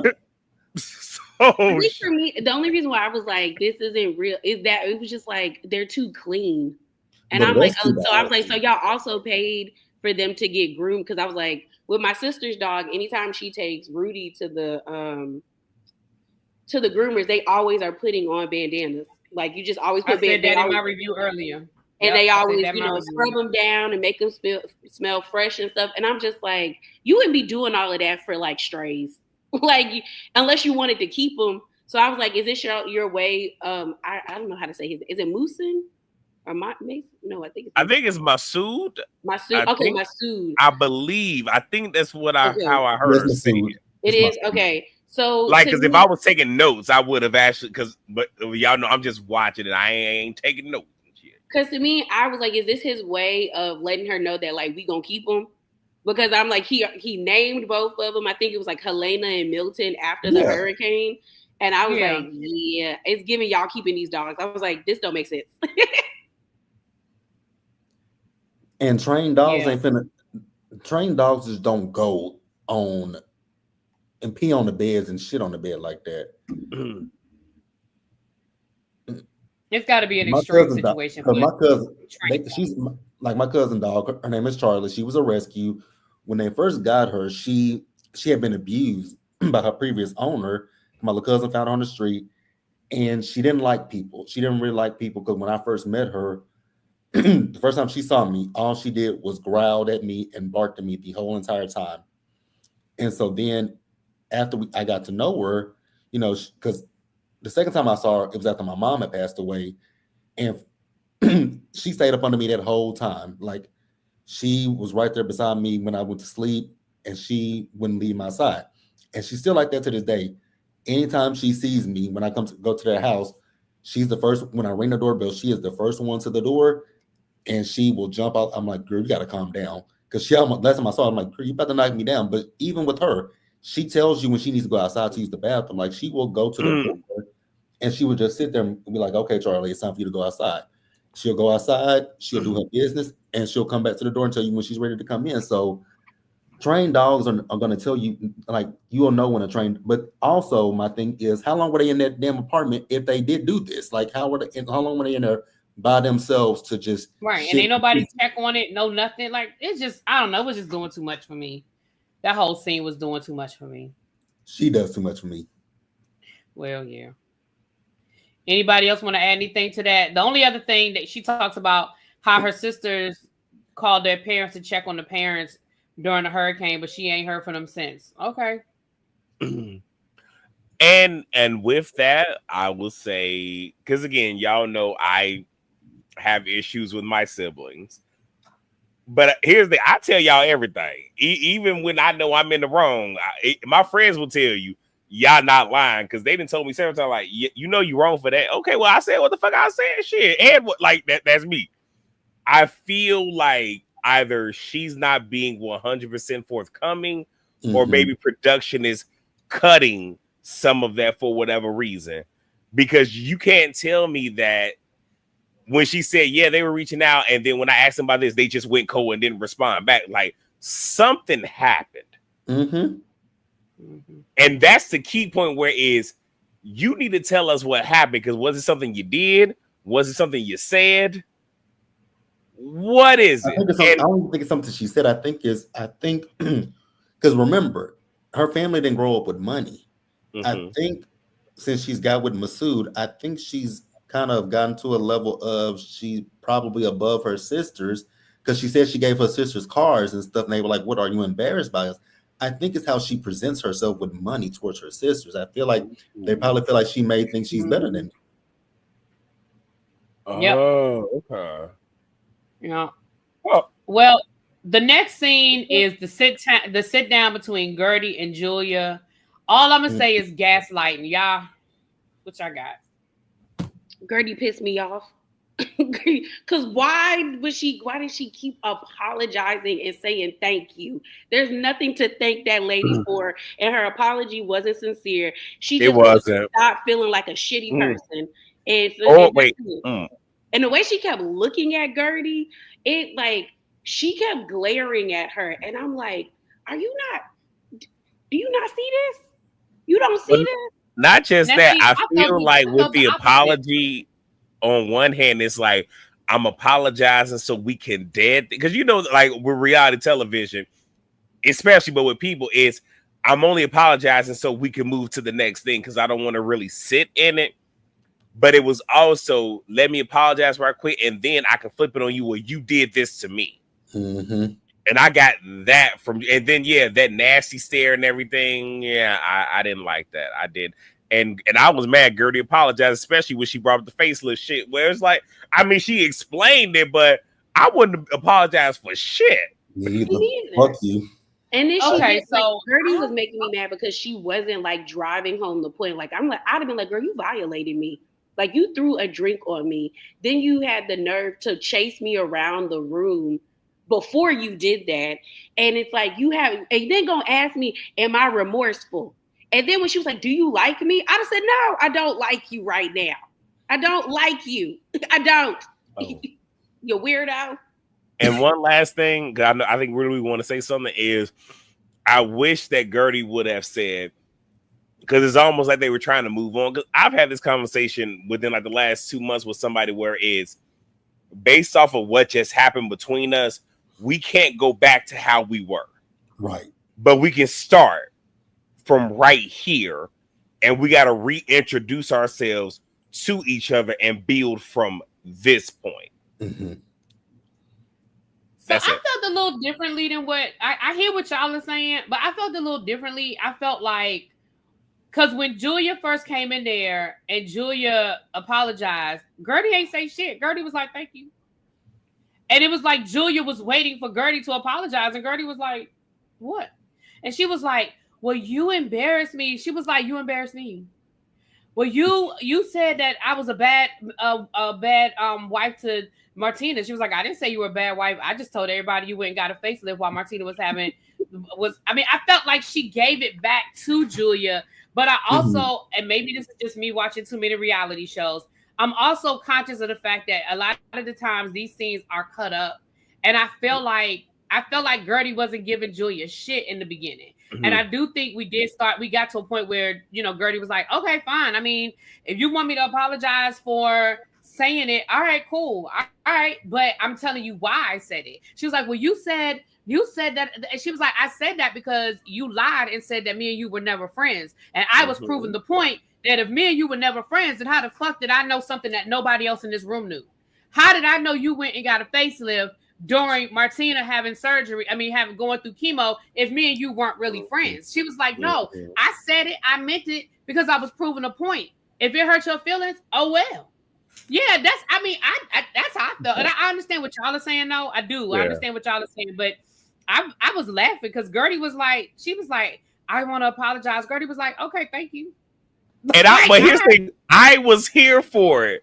As the asshole Capricorn that I am, the very first half of it, I was here for it all fucking day long. But I understand what y'all are saying, though. I understand what y'all are saying.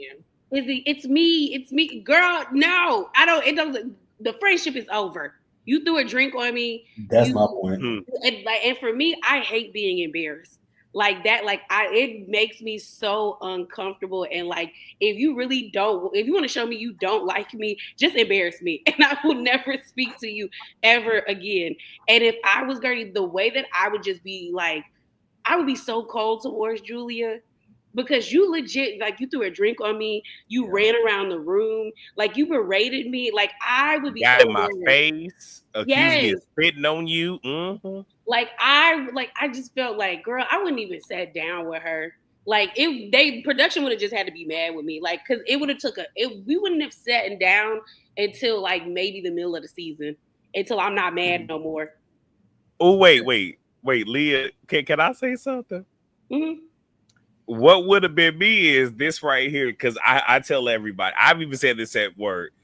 if there's conflict or my nervous system is awry, because this is one thing about reality television I can't get past.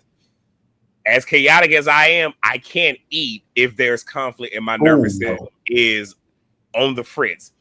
I would have been that person where I would have told production, no, I'm finna order my drink. I'm finna sit here. I'm finna eat my food first. And then once I'm nice and full, then we can have this damn conversation. Because I ain't finna come all the way out here and then you finna upset my nervous system because it don't look like they ate. Oh, see, I can. Or maybe they did. I don't know. No, I can eat. I would just been like, you. All I would have told production is if I feel like Julie about to do something, just know this table about to be flipped over. Like I'm going to hit her. Like so I want to be aware. Like because for me, it doesn't take me a long time to get over things. But like if I feel like you really was about to do harm to me, that would have me really looking at you like, girl, take the knives off the table. We just need a bare table. Cause I'm liable to grab something and try to hit you with it, lady. Cause really, Julia, if I was Gertie, I would have got my lick back. That's what would have. I would have to get my lick back. Then we can talk. Like I would have threw a drink. Like I know she's not a violent person, but I was just like, girl, you should have hit her. Or at least shoved her something. But see, I guess this is where we're the same Capricorn, but two different Capricorns. Because I agree, I would have got my lick back, but not that way. I told y'all last week when it was just me and JB, my lick back would have been getting them kids taken away from your ass. That was gonna be my get back. I don't know. For me, it was just I would have just wait. And why my dog gonna turn her head and look at me when I said this? I feel like I'm being judged right now. She said that was far, sir. I mean, wait. For y'all to know, in terms of birthday, Jasmine is a whole Taurus. So I'm gonna need for her to stop.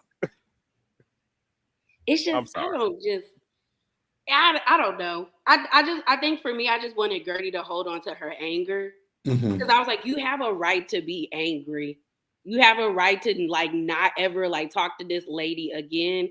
And I know a lot of people are like, but like, well, she's the only Black girl there. Yeah, I get it. But I feel like at some point you have to be okay with people perceiving you a certain way. Especially, and I'm the type of person, if I know I'm right, I really do not care how you feel about me. Like if I know I'm right and I can back it up, I'm okay with being a villain in your story because you wronged me. And she had every right to like not accept that lady's apology. She had every right to just be like, yeah, I don't want to talk to you. I don't know. I just didn't want her to apologize. Like I didn't want her to. And Leah, to what you just said, two comments come to mind because I've seen this on two separate posts. One was, if I'm the villain in your story, bitch, call me Thanos. Yeah. But then there's the other one where is, if I'm the villain in your story, be the hero and defeat me. True. And obviously your ass came. That part. Yeah. So the last scene, the only thing I care about this last scene was that Lisa was 2 hours late. We kind of already talked about this, but this is before y'all came up here. Because I don't give a damn about none of this bullshit party that Alexia is throwing. I don't care about none of that. But I do care that Lisa showed up 2 hours late and Stephanie lit into her ass. I was here for all of that. Yeah, I'll start with you since we kind of already talked about it a little bit. What you got to say? Okay, so from the reality television standpoint of it, I understand the frustration. I would have still did what Steph did, and I would have just moved past it. Whereas I just want you to understand that under normal circumstances, you foul for this. But if this was real life, because she even alluded to the fact that if we on the jet, now, sweetheart, if y'all on the jet and production is filming this, your ass gonna wait for Lisa. Unless it's a commercial flight. Well, never mind, no, because some flights are done with flight plans and whatnot, again, air traffic control. But I'm just saying, like, if it's like a private jet, that could be finagled. But if it's like a commercial flight. Remember when they had to wait for Lisa, for Dr. Nicole, and remember her boyfriend was like, we gotta go. He was like, we've gotta go. And you could tell production. Because they do have a flight plan. They do have a flight. And that's what he was saying. He was like, Lisa was literally about to get left. But what I'm also saying is, if it's real life, I'm that type of motherfucker where you only got but so much time, and I'm gonna find my way there, and y'all gonna meet me there. And by the time y'all get there, damn shit, how many drinks you in? This is my 4th drink right now. I already had an appetizer, because you're not finna play with me like that. But again, they're at work, so it's understanding they're at work. This is what this is, but I appreciate Stephanie laying into her, because you have some people that feel like. And before I finish my statement, I do understand they have calling times and whatnot, and production will intentionally give certain people later, like staggered times, to, kind of further amp up, even though she was late for the reunion. And again, that probably wasn't production. Lisa's But always late. Got it. But I appreciate that, because it's also where it's just like, baby, people got like, time is money. And also, time is that one thing that you can't never get back. You can make your money back. You can't make time back.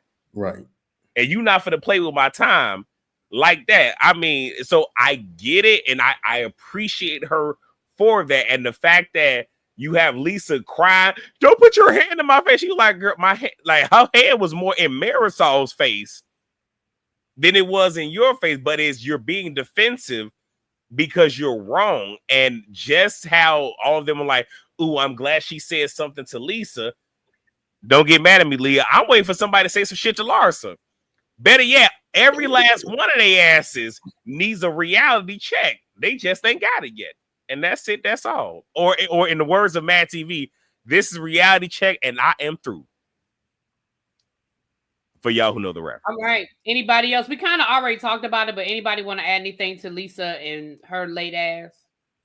Oh no, my only thing is like it was with the hand thing. Like she started it. That's why I was like, Lisa, you did the hand thing first, and then Stephanie mimicked you. And I'm like, that's what she did with Kiki when they was on that boat. And I'm sick of Lisa always saying, you don't get to speak to me that way.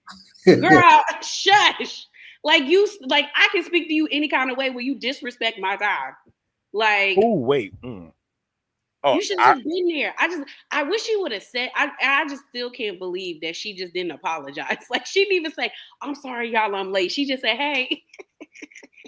And Leah, but that's how she showed up at the reunion when they showed that clip, and Andy was like, "Girl, sit down. We're irritated. Yeah. Like, don't come in here twirling. Like, let's go." But no, I just wanted to say that again. I understand the reality television show of it all.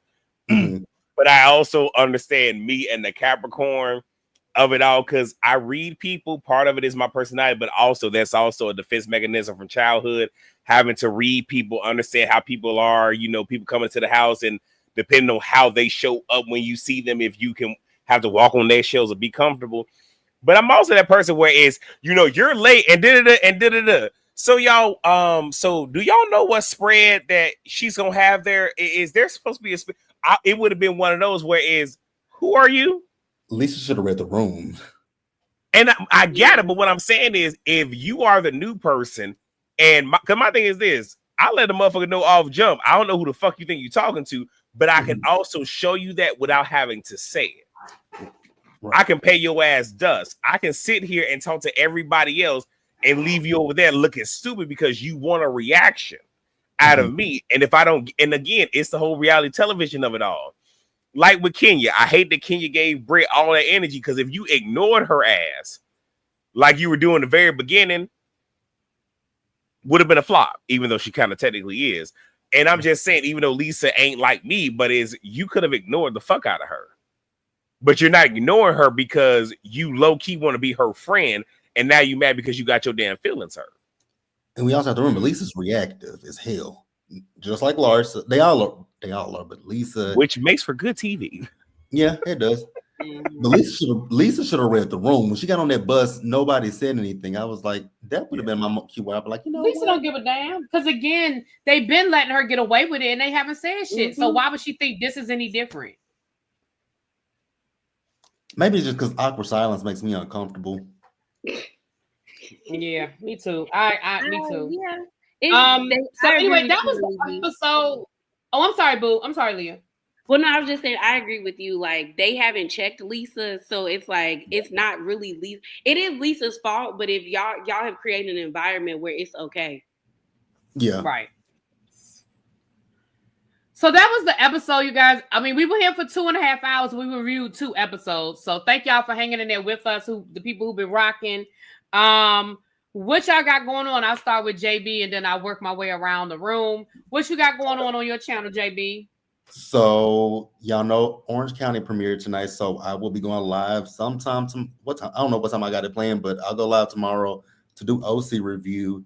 Y'all know Big Brother started tonight, so part of the panel will really be El Teddy and Kiss My Cheeks. We're gonna start that next Friday. And next Friday. Because this Friday, we try to wait till after there's an eviction. Yeah, and then y'all know somehow y'all Negroes sucked me into Divorced Sisters. So that episode premiered today. So I'm gonna watch episode 6 today. And really quickly, I'm so far behind. 2 questions. Is that the Tyler Perry joint?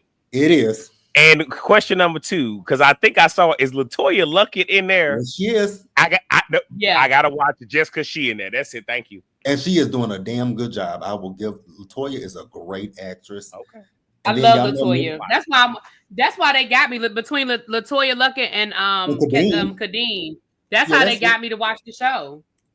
And y'all know I got to get caught up on Ironheart, so I'm still behind on Ironheart. But I'm gonna finish. I'm gonna finish up Ironheart on my other channel, and then me and Really B, we do Beyond the Gates. We're doing it what time? We're doing it Saturday. I think we're doing it 11 o'clock my time. We said 11 o'clock your time. Yeah, and then y'all know I'm gonna do 11 o'clock your time. So we're gonna do our live, but y'all know I've also gotten into the thing where I'm doing my individual little video. So I'm gonna try to do that some point tomorrow or Saturday, because I still have. So I watched a little bit of I watched a little bit of it today, and it was funny because I was laughing at that crazy ass Leslie. That bitch is crazy, but Leslie. But wait a minute.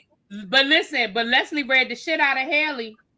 Oh, she did? I haven't got there. I was just in the living room. Oh, okay. Never mind. And I have to admit that I was wrong about something. Wait till we get there. Wait till you get there. You're gonna be like, "Oh, really? I was wrong about something. I was definitely wrong about something." Okay. So when you get there, you'll know. You'll be like, "Oh, really? You gonna know?" Oh, I feel like you're gonna know. What day was it? It's today's episode. Oh, today. Okay. Yeah. Okay. Well, normally I ain't got nothing because I really don't. But I'm finna say this to lead into something else, because the only review y'all getting out of me currently is still gonna be Atlanta. I might be in the operative word. Y'all might get Orange County from me once Atlanta is over. But JB, because you watch Ironheart, I still have to watch that and Daredevil. But I think since Ironheart is over, maybe you and I should collab and maybe do like a little impromptu series, maybe nerd out, geek out with us, and we can just sit, especially with her being, a Black American woman, us kind of, talking about just the entire series, how we kind of fit in, see it and whatnot, and maybe, just maybe, you and I could just do this with, kind of some of the other projects. I'm just throwing that out there because like I said, I still need to watch it. And I still need to watch Daredevil, because like I know when Moon Knight happened, I wish that I could have done something with somebody, only because of the emotional trauma, the whole back. Did you watch the Moon Knight series? We should do that too. I want you to watch Moon Knight. Okay.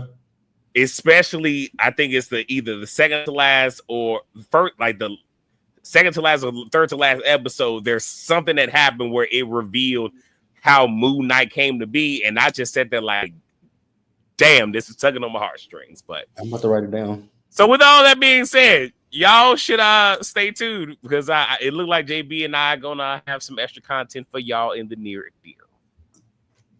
That's it. Right. And also the Whether You Like It or Not panel will be here at the Citadel on Monday. On Monday at 8:30 on time. Y'all know how y'all do. Because I wasn't on time today. I'm sorry, y'all. I'm sorry. My apologies. But it's all good. It's all good. What you got going on, Leah? So I recently just reviewed The Sandman season 2. It's the final season. I did episodes 1 through 6, so check it out on the channel. I need to upload my Miami review, as well as I am definitely going to be reviewing Real Housewives of Orange County. Are you gonna review the reunion of the Mormon Wives? Yeah. No, because Demi not there. The person that caused the most drama didn't go. And the clips that I saw on TikTok, I was like, we not talking about real things. I wish they would have got a different host, because Nick Vale was not going, he wasn't going deep enough for me. Because I really wanted them to question Zach, because I was like, you giving abuser tease. And I need everyone to start seeing this. So I said, I'm not about to work up my blood pressure. Y'all not about to piss me off. I just didn't understand that they had one without her being there. Like, I don't know how you have a reunion and the main focal point of the last episode, like the last 4 episodes, and I think it was it was a 10 episode season. The last 5 episodes was about her. And she didn't come. She went to Disney World. I saw that. I was watching it and I said she went to Disney World because she called that one girl. What's her name? Whitney? Regina George. I call her Regina George. Jasmine Rotten. So, well, y'all, I'm still trying to get caught up. Y'all know I sort of took a 2-week vacation, so I'm still trying to get caught up. I'm caught up on everything except for Divorce Sisters. So that is going to be my focus this weekend. To try to get caught up on that, so I could try to be up to episode 6 by the end of the weekend. I'm gonna work on that. I am still doing the Ultimatum Queer Love. I'll probably do the next 3 episodes of that sometime over the next couple of days. Beyond the Gates on Saturday with JB at 12 o'clock my time, 11 o'clock Central Time. And of course, the Real Housewives of Potomac will be Sunday night, and then the Whether You Like It or Not panel will be on Monday evening. I think really miss Potomac because you always say Potomac again. Yes. God damn, y'all know I mean Atlanta. I don't know why I've been saying it all season. I don't know why I can't stop saying Potomac. Anyway, Atlanta, child, y'all know I'm talking about them Atlanta girls. And then there was something I lost my train of thought. Oh, Big Brother. So probably not tonight since it's so late now. So probably tomorrow I'll do like my little breakdown on tonight's episode, because literally when I get off of here, I'm about to watch it. But I know by the time I get done watching it, and y'all see I'm yawning. I didn't sleep well last night. I literally only got like 3 hours of sleep last night. So I'm probably gonna watch Big Brother and then go to bed. So y'all will get that tomorrow at some point. And I just want to say to y'all that we're in the comments. Yes, y'all see Jasmine love her daddy now. Okay, they said she smiling. Of course she gonna smile. She's spoiled. She's spoiled. This is my baby. This my baby. See this y'all internet furnies. This y'all internet furnies right here. Yeah, we talking about you, sweetheart. Yes, we is. Oh, we lost Really before a second. She done put herself on mute and walked away. She done put us on mute and done walked away. She might be grabbing, some nourishment, maybe. I don't know. Oh no, but no, like I said, this is nice. And it is great that we have this where even though we're not talking about Atlanta, we get to talk about other shows and just what I'm and whatnot, I'm still trying to talk Scotty's ass into watching Salt Lake City so we can do so that ain't gonna happen. he did say he would think about watching Salt Lake City. Okay, yeah, just like he started watching Beverly, and then just rolled in the last half. I think Scotty would be okay with Salt Lake City more than Beverly Hills, because I think Beverly Hills annoyed all of us. It did. But I'm really excited for Real Housewives. Sorry, y'all. Sorry about that. I'm more excited for Rhode Island because I'm ready to see what they are going to get. Yeah, I'm going to do Rhode Island. I'm definitely going to see what they're giving. Just stay away from my city. New people, so we'll see. Well, y'all, they did film your city. And look, I'm going to keep it a bug with you. This is probably one of those where they're going to say it's Chicago, but it's going to be on the outskirts of Chicago. and they're probably only going to film in like prominent places, like for group scenes and whatnot. But it's not really going to be Chicago. Yeah, they're not going to really be in Chicago. They're going to be on the outskirts of Chicago. And look, and once we get off, I got a story to tell y'all. I'm just saying, it's Chicago based. It is. Yeah. All right, y'all. We're about to get out of here, but thank y'all for being here. Thank you for rocking with us for 2.5 hours. We'll see y'all next week. You want to say bye? Who's doing it next week? Who's posting next week? Well, I will. Y'all know my birthday is next week, so I won't be participating. I will be celebrating the birthday. Baby, you go. You do your thing. Okay, next then week. I guess it'll be me. Yeah, because I might not be there. All right, well, we'll see y'all. Well, look at you double dipping next week, y'all at the Citadel. You opening up the Citadel twice in 1 week. Look at you. All right, well, I guess we'll see y'all next week. Bye. Bye. All right. Bye, y'all.